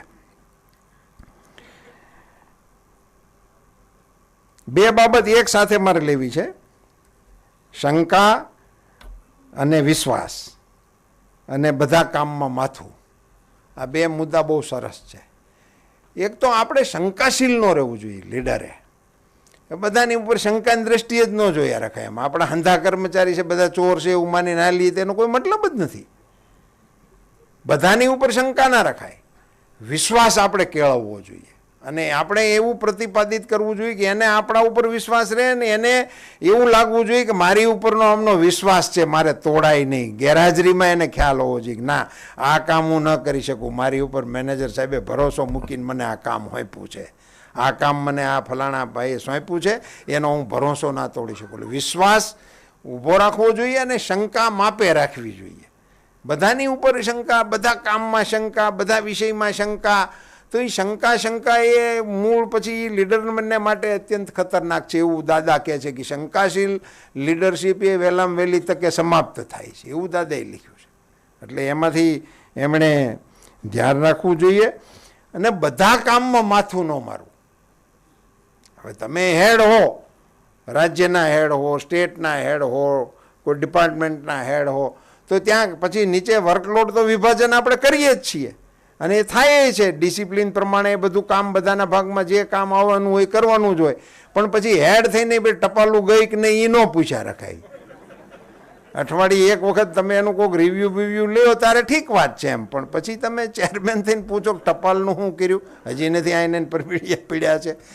એવી રીતે બધા કામની અંદર માથું નહીં મારવું. ટિકિટું કેમ આમ નથી છોડી ના અંતે ને એવું બધું, આવું બધું કરે છે લોકો એમ, નાનું નાનું આવું બધું કરે છે એમ. એટલે એ બધા કામોની અંદર પછી એટલે મારીથી હોતન થઈ જાય ઘણી વખત, અહીં કેમ આ મૂક્યું છે, એટલે ભાઈ એણે મૂક્યું તું હમું કરી લે એમાં, એટલું બધું એમાં એને શું કહેવા જાશો. પણ આપણીથી ધખાઈ જાય એમ, આપણને મજા આવે ને એમ. એટલે એ કામ એ આપણું નથી, એનું નથી, તો એ બધા કામની અંદર માથું મારવું નહીં. એ પણ લીડરશીપ માટેની એક ટિપ્સ છે. એક બહુ સુંદર ટિપ્સ છે પાઠકજી, કે વડીલોનો આદર કરવો. નેતૃત્વ કરનારા માટે આ ખૂબ અગત્યનું છે કે વડીલોનો આદર કરવો. અને અહીંયા આગળ સ્પષ્ટતા કરતાં એવું કહ્યું છે કે આદર કરવો એટલે માનો કે આપણે ત્યાં આવે ત્યારે આપણે નમસ્કાર કરીએ, કે આપણે ત્યાં એમને ત્યાં જઈએ ત્યારે આદરપૂર્વક એને મળીએ, એવું નથી. વડીલોની વાતને આપણે સાંભળવી જોઈએ. એ શબ્દમાં, એ અર્થમાં એમણે અહીંયા પ્રયોગ કર્યો છે. કારણ કે એમની પાસે અનુભવ છે, એમણે જે જિંદગીમાં જોયું છે, તો એ એમની પાસેથી આદરપૂર્વક આપણે સાંભળવું જોઈએ અને એના ચીલે આપણે ચાલવા માટેની કોશિશ કરવી જોઈએ, એમાં એને માન આપવું જોઈએ. એ દૃષ્ટિથી એમણે વડીલોને આદર આપવો જોઈએ એ વિષયની અંદર પણ. અને એની સાથે સાથે વડીલોની સાથે સાથે એક શબ્દ પ્રયોગ બહુ સરસ ગમે એવો હોય છે, સત્પુરુષોનો સંગ કરવો જોઈએ. આ ખૂબ અઘરું છે, કારણ કે આને શોધવા ખૂબ અઘરા ને. આ બધી બાબતો આમ બહુ વિચાર માગી લેવી છે. લખ્યું દાદાએ એટલી દીર્ઘ દ્રષ્ટિ રાખીને વાપર્યું. સત્પુરુષોનો સંગ, હમણાં હું બાપુની એક કેસેટ સાંભળતો હતો ત્યારે બાપુ એવું એક વ્યાખ્યાનની અંદર કોઈકને કહેતા હતા, એમાં એણે ઉલ્લેખ કરીને એમ કીધું હતું કે સરકારોએ સંત મત પણ જાણવો જોઈએ. બધા જુદા જુદા મત આપણે જાણતા જ હોઈએ છીએ, તો એમ સંત મત પણ જાણવો જોઈએ. એ અર્થમાં આવા સત્પુરુષો જે હોય, અને આપણે એમાં નવી વ્યાખ્યા પ્રમાણે પણ સમાજમાં આપણે જોતા જ હોઈએ છીએ. ઘણા એવા લોકો હોય છે કે જેના નિસ્વાર્થપણે સમાજની સેવામાં જ લાગેલા હોય છે, એમનો પોતાનો કોઈ ઇન્ટરેસ્ટ હોતો જ નથી. એવા ઘણા બધા સમાજસેવીઓ આપણે અત્યારે પણ આપણી વચ્ચે છે. આપણે એમાં વ્યક્તિ વિશેષોના નામ લઈને અહીંયા બીજી કોઈ બાબત આવે એના માટે મને કોઈ ઇન્ટરેસ્ટ નથી, પણ એવા ખૂબ લોકો છે. હું એવું, મારો બહુ નમ્ર મત છે કે આવા સમાજસેવીઓ જેને પોતાનો કોઈ ઇન્ટરેસ્ટ છે જ નહીં અને પોતાની જિંદગીના કમિટમેન્ટ સાથે આ સેવાના પ્રકલ્પોમાં લાગેલા છે, એના અભિપ્રાયોને સત્પુરુષોનો અભિપ્રાય હું તો માનું છું કે એવા લોકોને પૂછવાથી આમાં કઈ પ્રકારનું હિતે શું જ આપણું હિત થાય એવું જ એમાંથી આપણને મળે.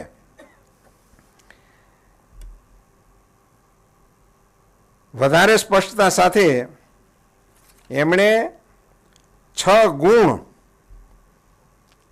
આવશ્યકતા લખી છે. 6 ગુણનું વર્ણન કરેલું છે. 6 નવા આવ્યા, જેમ ઓલા 18 વ્યસનો આવ્યા હતા એમ હવે 6 ગુણ હોવા જોઈએ નેતૃત્વની અંદર.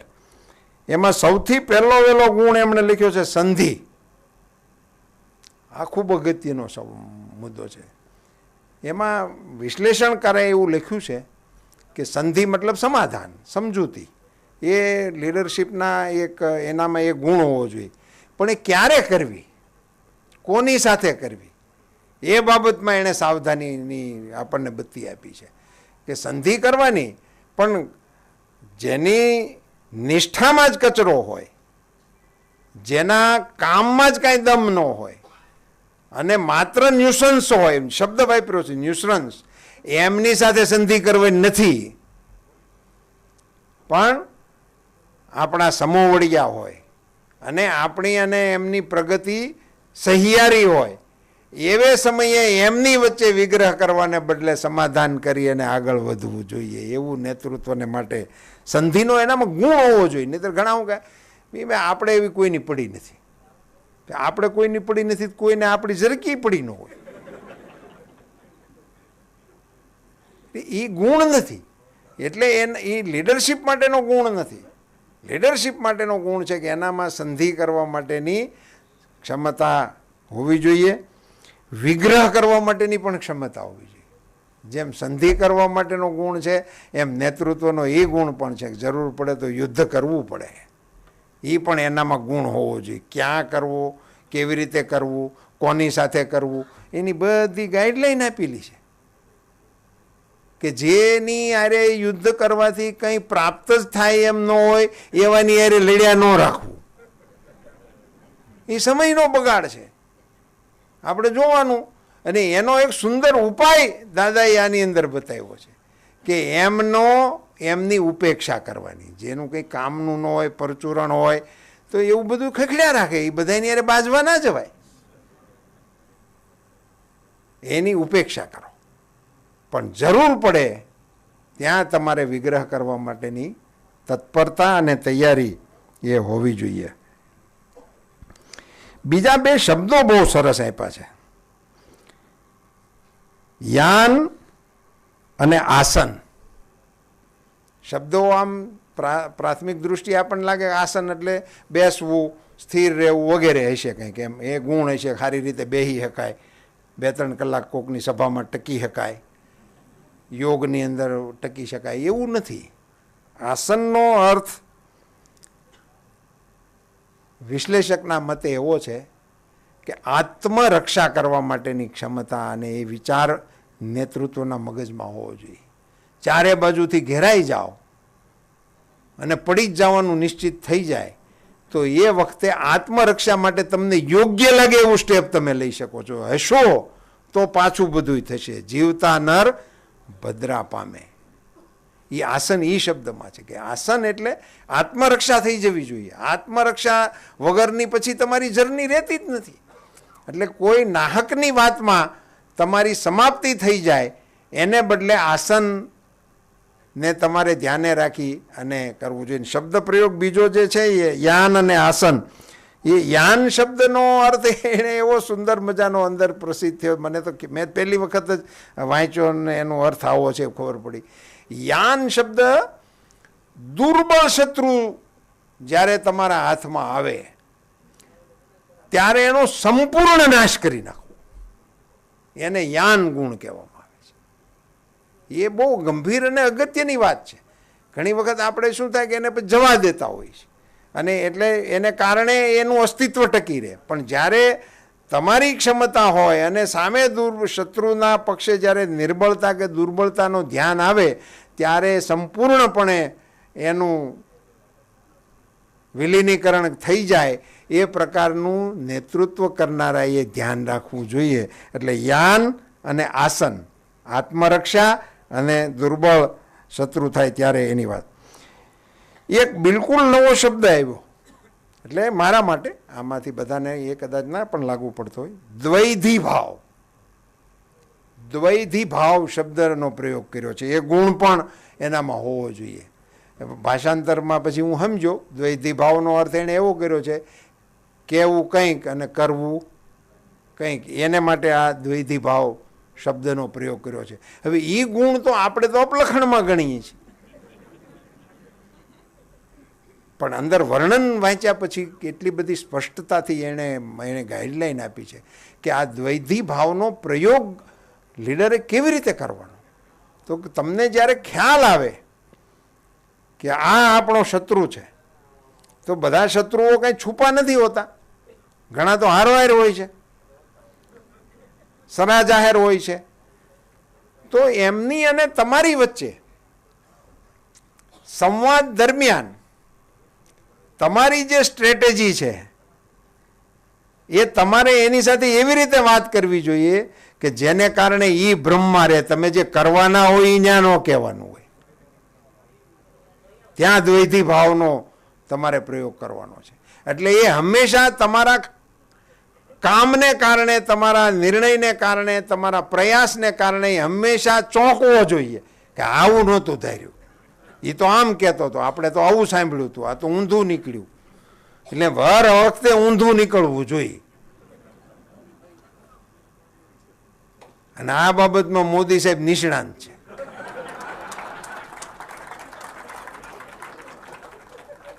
તમે કલ્પના જ ના કરી શકો, કંઈ કોઈ પ્રિડિક્ટ જ ના કરી શકાય.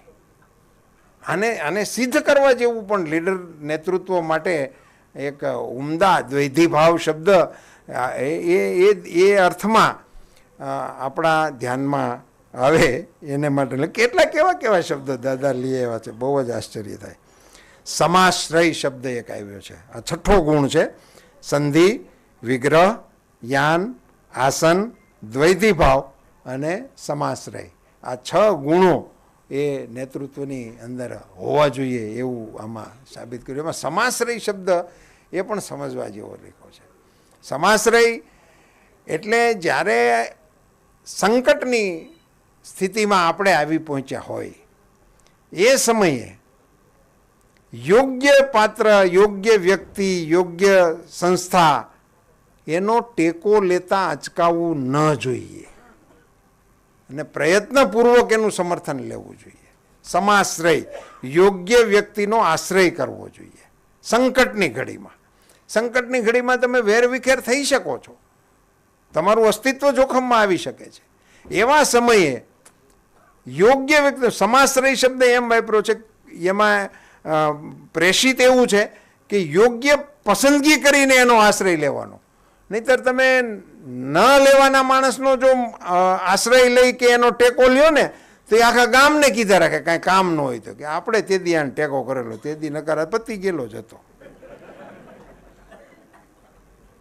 એવાના ટેકા નથી લેવાના, એવાનો ટેકો લેવાથી કંઈ ફાયદો પણ નથી થવાનો. એટલે આશ્રય લેતી વખતે પણ સંસ્થાનો, વ્યક્તિનો પાકો ક્યાસ કાઢી અને એનો પણ લેતા નહીં અચકાવવું જોઈએ. પછી ત્યાં આપણને ઈગો આવે, હું ના જાઉં, હું એને ના કહું, એવું બધું ના ચાલે. એ વખતે તમારો ઈગો વચ્ચે નહીં આવવો જોઈએ. એ વખતનો સમય તમારે પસાર કરવાનો છે, તો એ સમયને પાસ કરવા માટે સમાશ્રય એટલે સારી સંસ્થા, સારી વ્યક્તિ એ પસંદ કરી અને એનો ટેકો આપણે લેવો જોઈએ. લાંબુ ખેંચાય કહેજો કોક, મને બહુ જ ગમે છે એટલે ધાયલા જ રાખે એવું છે.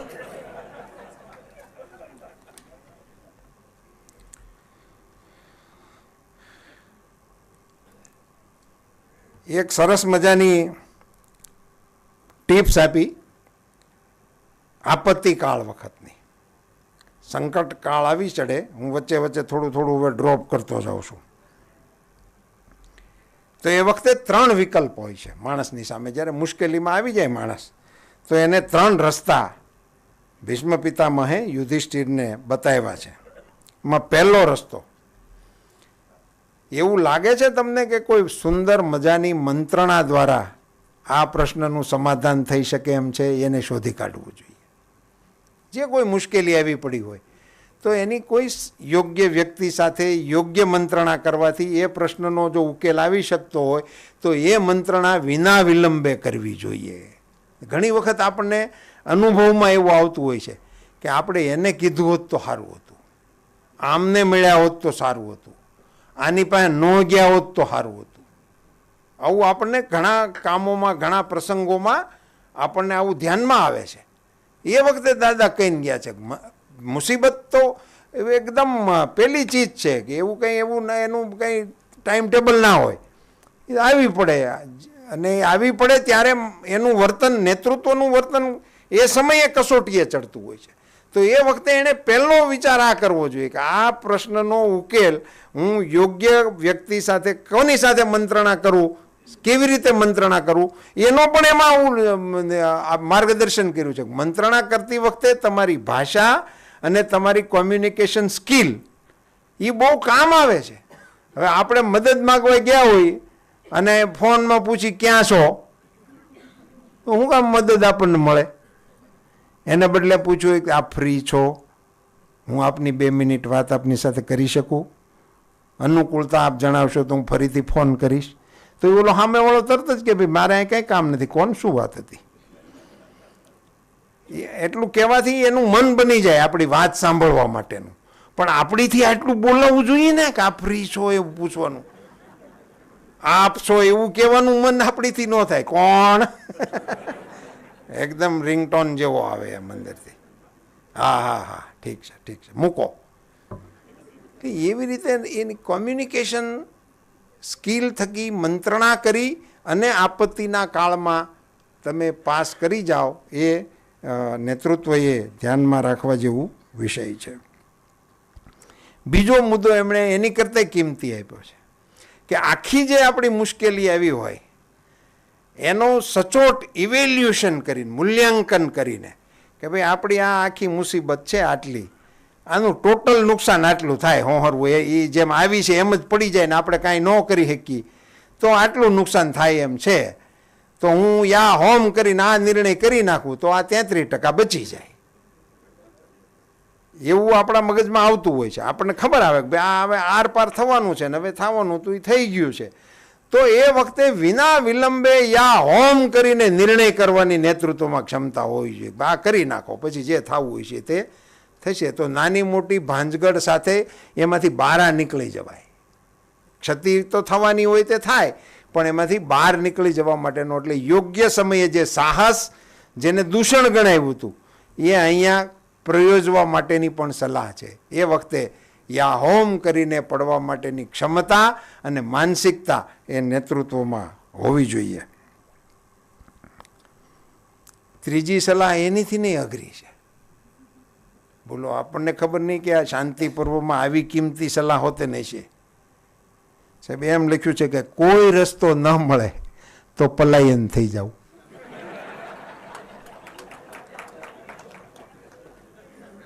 કોઈ રસ્તો જ નથી તો એ આસનવાળી વ્યાખ્યા ફરીથી અહીંયા લાગુ પડે છે કે તમારી આત્મરક્ષા કરી લો.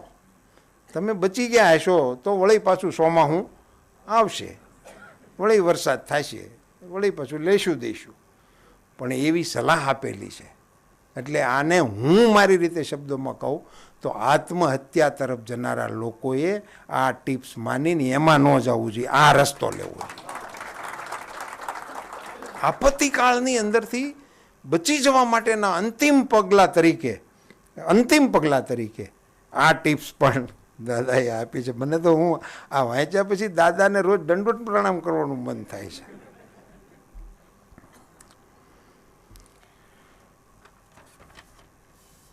પછીના જે પ્રકરણો છે, અહીંયા જેમ 3 ભાગની વાત થઈ હતી ને એમ જુદા જુદા પ્રકરણોમાં જુદા જુદા પાત્રો પાસેથી દાદાએ શીખ લેવા માટેની સલાહ આપેલી છે. કોયલ, સુવર, સુમેરુ પર્વત, ખાલી ઘર અને નટ, આટલામાંથી શિખામણ લેવા માટેની સલાહ આપેલી છે કે આટલાનું તમારે એની પાસેથી એક એક ચીજ શીખવા જેવી છે. કોયલ પાસેથી કહેવાની આવશ્યકતા નથી, મધુરતા એ આપણે એની પાસેથી શીખવા જેવી છે.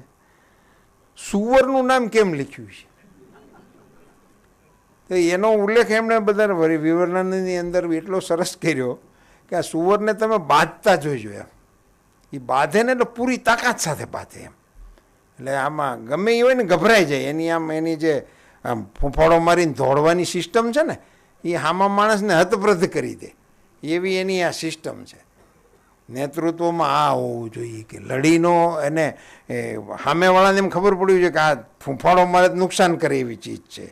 એ પ્રકારની એક એનામાંથી ગુણધર્મ આપણે શીખવા જેવો છે. સુમેરુ પર્વત એની ઉન્નતિ જે છે, એની ઊંચાઈ જે છે એ આપણને પ્રેરે છે કે તમે જ્યાં આવ્યા છો ત્યાં અટકવાની જરૂર નથી, હજી તો ઘણું આગળ બાકી છે. એટલે ઉન્નત થવા માટેનો સતત આપણને ખ્યાલ એ મેરુ પર્વત તરફથી આપણને મળે છે. ખાલી ઘર માટેની બહુ સુંદર વાત એમાંથી જાણવા મળે. ખાલી ઘર હોય, જૂનું હોય, પડું થવા એવું હોય, કચરો અંદર ભર્યો પીડ્યો હોય અને અવાવરું હોય તો એ આપણને આમ બાહ્ય દ્રષ્ટિએ લાગે કંઈ કામનું નથી. પણ એમાં વાવાઝોડું વરસાદ ને આવી પડે અને કોઈક પલળતું રખડતું ઓશિયાળું પરિવાર એ ખાલી ઘરની અંદર જાય તો એને આશરો એ ખાલી ઘર આપે ખરો? એની રાત કાઢી દે. ત્યારે આપણા મનમાં એવી પ્રેરણા થવી જોઈએ કે આવું જૂનું પુરાણું ખાલી ઘર એ પણ કોકને આશરો આપી શકે છે. તો આપણે આવડા મોટા છીએ, આપણે કોકને આશરો આપવા માટેની સજ્જતા એ આપણામાં હોવી જોઈએ. આસક્તિવાળું હૃદય હોવું જોઈએ નેતાનું. આ એક ખૂબ અગત્યનો ગુણધર્મ. અને એક જ ગુણધર્મ એક ટિપ્સમાં, નહીં તો દાદા 5-5, 6 ગુણધર્મો એ ક્યારે લગાડ્યા છે. પણ આ એક જ વાક્ય આપ્યું હતું કે આસક્તિવાળું હૃદય એમનું હોવું જોઈએ. આસક્તિ શબ્દ થોડોક અઘરો છે. એટલે આમ આસક્તિના આમ સામાન્ય રીતે આપણી જનધારણા એવી છે કે આસક્ત નહીં હોવું જોઈએ. અનાસક્ત ભાવ એના આપણે બધા હામી છીએ એમ એવા હોવા જોઈએ. એ અર્થમાં નથી. આસક્તિનો મતલબ છે લાગણી. સરળ શબ્દ એનો એ છે કે લાગણીશીલ વ્યક્તિત્વ હોવું જોઈએ. અને સરળ શબ્દ એનો સારામાં સારો છે કે નેતૃત્વની અંદર સંવેદનશીલતા હોવી જોઈએ. એ સંવેદનશીલ હોવો જોઈએ. એમાં લાઠીનું ઉદાહરણ સુંદર મજાનું છે. કલાપીનું શેરડીના શેઢે ઘોડી ઊભી રાખીને રસ પાણી માગ્યું હતું ને માડીએ તો દાંતરડું માર્યું ને એ વખતે શેરડી એવી થતી છે કે સીધી દાંતરડાના કાપને કારણે ગ્લાસ ભરાઈ ગયો અને એને રસ આપ્યો અને પીધો. બહુ મીઠો લાગ્યો. બીજો માગ્યો. બીજો માગતી વખતે એના મનમાં એવો વિચાર આવ્યો હતો કેવો પવિત્ર રાજવી હશે કે એને પોતાના મનમાં આવેલો આવો વિચાર એ પણ પોતે જ લખી નાખ્યો. અને પછી એ માડીએ મથ્યા પણ પછી પ્યાલું ન ભરાણું. પછી તો માડીએ 3, 4, 5 હાંઠામાં દાંતરડા માર્યા પણ પછી એકે હાંઠામાંથી રસ ન નીકળ્યો. એ કલાપીના સંવેદનશીલ હૃદયને સ્પર્શી ગયું ને એણે લખ્યું કાં તો રસહીન થઈ ધરા અને કાં તો દયાહીન થયો નૃપ. નહીંતર આવું ન બને. એ સંવેદનશીલ હૃદયની સાથે નેતૃત્વની અંદર આ ગુણ અત્યંત આવશ્યક લખ્યો છે. અત્યંત આવશ્યક છે. કારણ કે એની પાસે સંવેદનશીલતા ના હોય તો એ ડિક્ટેટર બની જાય, સરમુખ હત્યાર બની જાય. સંવેદનશીલ હોય તો એ પ્રજાપાલક બને, પ્રજાના હિતમાં બને. અને એ તો આપણે નેતૃત્વના કે રાજાના સંદર્ભે જોઈએ છીએ. પણ તમામ નેતાઓની અંદર, તમામ ક્ષેત્રના નેતૃત્વ કરનારા જો સંવેદનશીલ હોય તો એના નિર્ણયોની અંદર આ વસ્તુ પડઘાય. એટલા માટે એને દાદાએ મને લાગે છે કે એકલા જ એ વિષયને એમણે જોડ્યો છે. એમણે બીજા પણ ઘણા બધા પક્ષી પ્રાણીઓના ઉદાહરણો આપ્યા છે.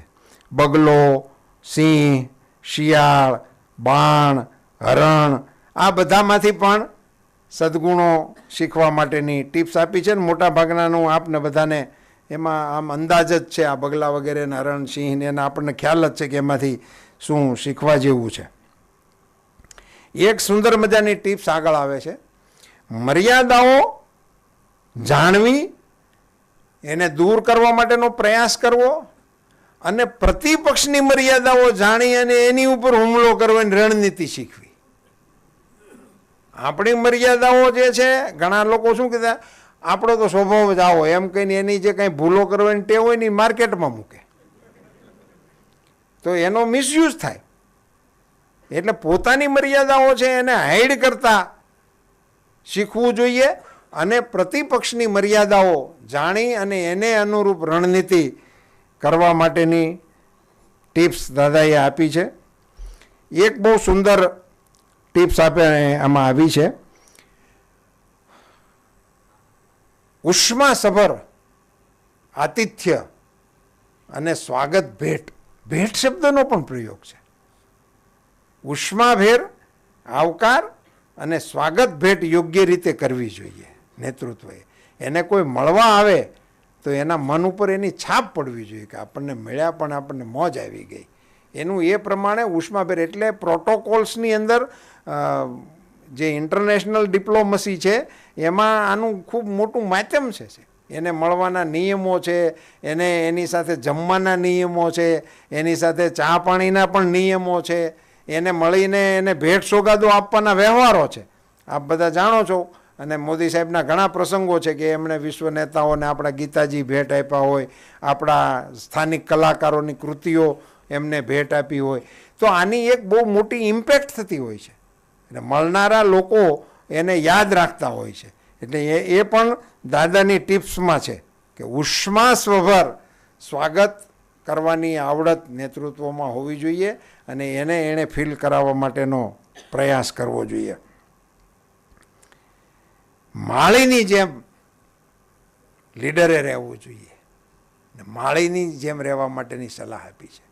માળીનું મુખ્ય કામ છે એને પાણી પાવું, ક્યાંય કટિંગ કરવું, ખાતર આપવું.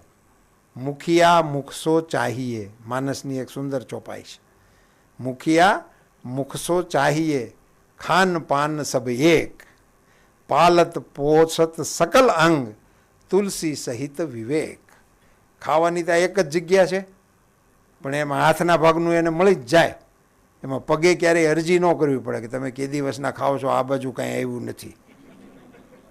આખા એ શરીરની અંદર સપ્રમાણમાં બધું પહોંચાડવાની વ્યવસ્થા છે. ખાવાવાળું મોઢું એક જ છે, મોઢું એક જ છે. મુખિયાને આની સાથે નેતૃત્વ, મુખિયા શબ્દ નેતૃત્વ માટે જ છે.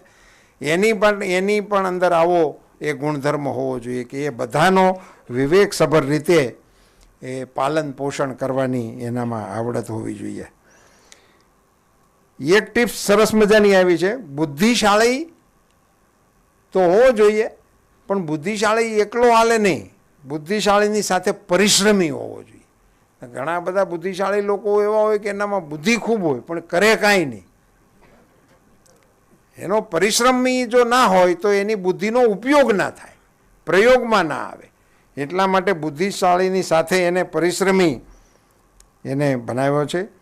નિયમિતતા પણ એમણે એક સુંદર મજાના ટિપ્સ તરીકે લખ્યું છે. કુશળ વ્યક્તિઓ જો તમારી આસપાસ હોય તો સમયાંતરે એની પ્રશંસા કરવી જોઈએ. તમારે હાથ નીચેનો કોઈ માણસ એ કોઈ સારું કામ કરે તો એને ટેક ઇટ ફોર ગ્રાન્ટેડ નહીં લેવું જોઈએ. એની તમારે પ્રશંસા પબ્લિકલી ક્યારેક કરવાની ટેવ હોવી જોઈએ. અમારા આ ક્લાર્કે, અમારા આ પટાવાળાએ આવી સુંદર કામગીરી કરી છે એવું ક્યારેક કહો તો એનો થાક ઉતરી જાય ને. એ તમારા નેતૃત્વ તરીકેના ગુણમાં એને આપણે ગણાવેલું છે. તો મને એમ લાગે છે કે મોટી જે મેં મારા મનમાં વિષયો આવ્યા હતા એને મેં આમાંથી જોડી અને આપની વચ્ચે મૂકવા માટેનો પ્રયાસ કર્યો હતો. પણ છેલ્લી એક લીટી છેલ્લા પેરેગ્રાફમાં, છેલ્લા પાના ઉપર દાદાએ લખી છે. એ વાંચીને તો મને એટલી બધી એમ થયું કે દાદા એ વખતમાં આવું વિચારતા હશે. અને એ આવડા મોટા પરિવારના મોભી ભીષ્મ દાદા એટલે કુરુકુળના વડીલ, શ્રેષ્ઠ વડીલ તરીકે એમની ગણના થાય છે. એમણે લખ્યું છે કે એક લીડરે કુટુંબીજનોનો એટલો ભય રાખવો જેટલો કોઈને મૃત્યુનો લાગતો હોય. ભીષ્મ દાદાની અંતિમ ટિપ્સ છેલ્લી ટિપ્સ છે, આ પુસ્તકના છેલ્લા પાના ઉપર છે.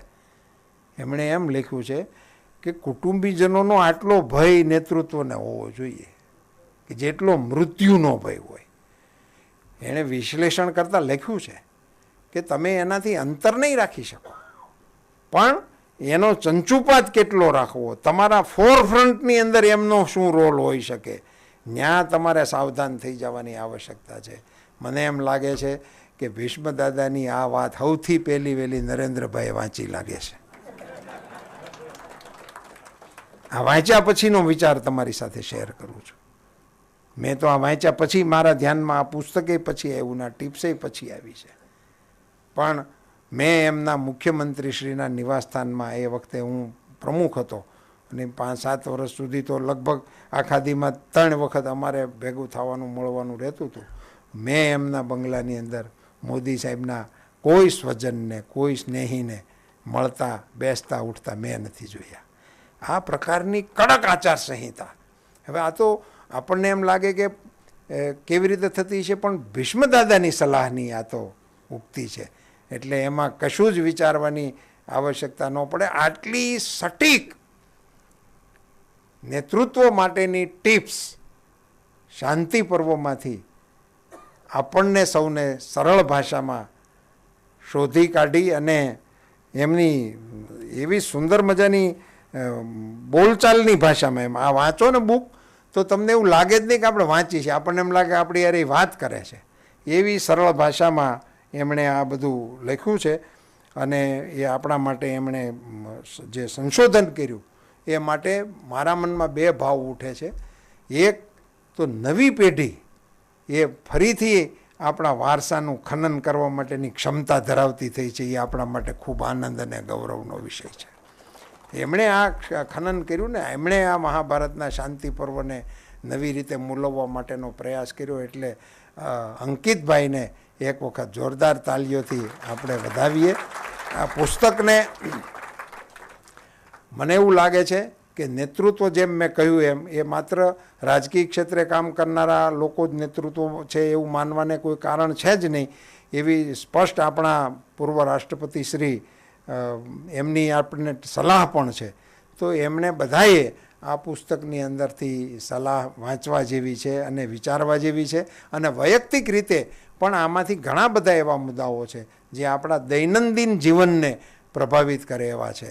આવી વાતો આપની સાથે શેર કરવા માટેનો મારે તો બેંકના ચેરમેન તરીકે ને એમની ટીમને ધન્યવાદ એ આપવા છે કે આવા ઉભરા તો આપણને આવ્યા જ રાખતા હોય, પણ એને ઠાલવવા માટેનું આવું સુંદર પ્લેટફોર્મ આપ આપો છો, એ માટે આપનો ખૂબ ખૂબ આભાર. ધન્યવાદ. ભારત માતા કી જય.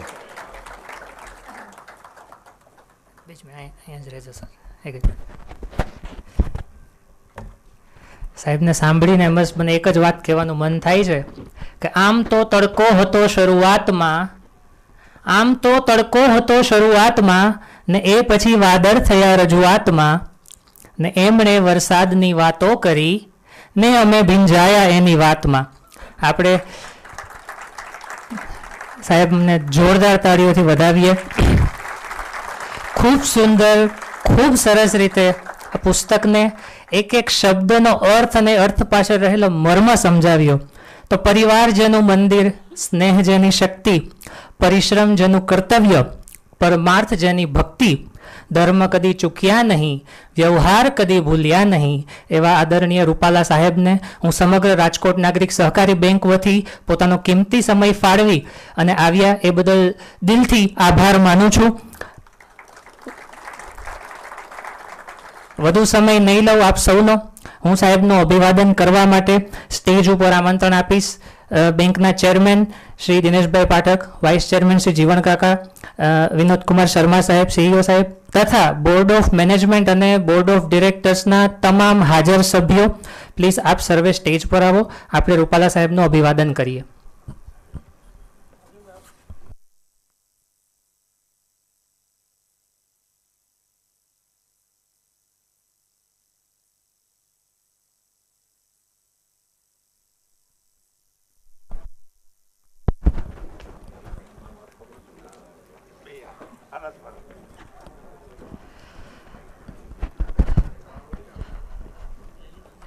આપણે સૌ એક વખત પોતાની જગ્યાએ ઊભા થઈને રૂપાલા સાહેબ માટે સ્ટેન્ડિંગ ઓવેશન આપીએ અને જોરદાર તાળીઓથી અભિવાદન કરીએ.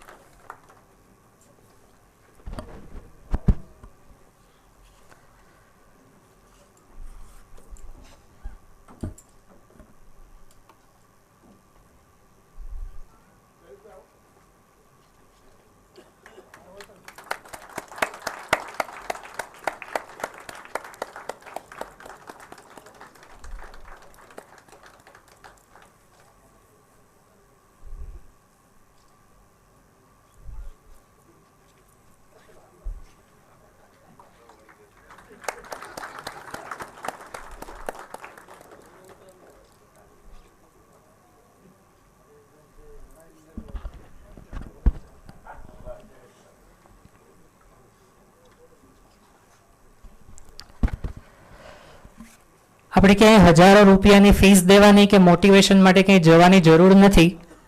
એક મલ્ટીપ્લેક્સ સિનેમાના ટિકિટના ભાવ કરતાં પણ ઓછા ભાવમાં આપણા કાર્યક્રમના અભિન્ન સાથી એવા પ્રવીણ પ્રકાશનના માધ્યમથી 20% વળતર સાથે આ પુસ્તક બહાર ઉપલબ્ધ છે. આપણે સૌ એનો લાભ લઈએ. 250 રૂપિયાની મૂળ કિંમતનું પુસ્તક 20% વળતર સાથે 200 રૂપિયામાં ઉપલબ્ધ છે. અને આપણે સૌ અલ્પાહાર લઈને છૂટા પડશું. ખાસ સૂચના, અલ્પાહાર નીચે પાર્કિંગમાં વ્યવસ્થા રાખેલી છે. આપણે સૌ અલ્પાહારને ન્યાય આપશું. ફરીથી મળીએ છીએ આવનારા મણકામાં 15મી નવેમ્બર 2025. ત્યાં સુધી અસ્તુ. આભાર. શુભરાત્રી.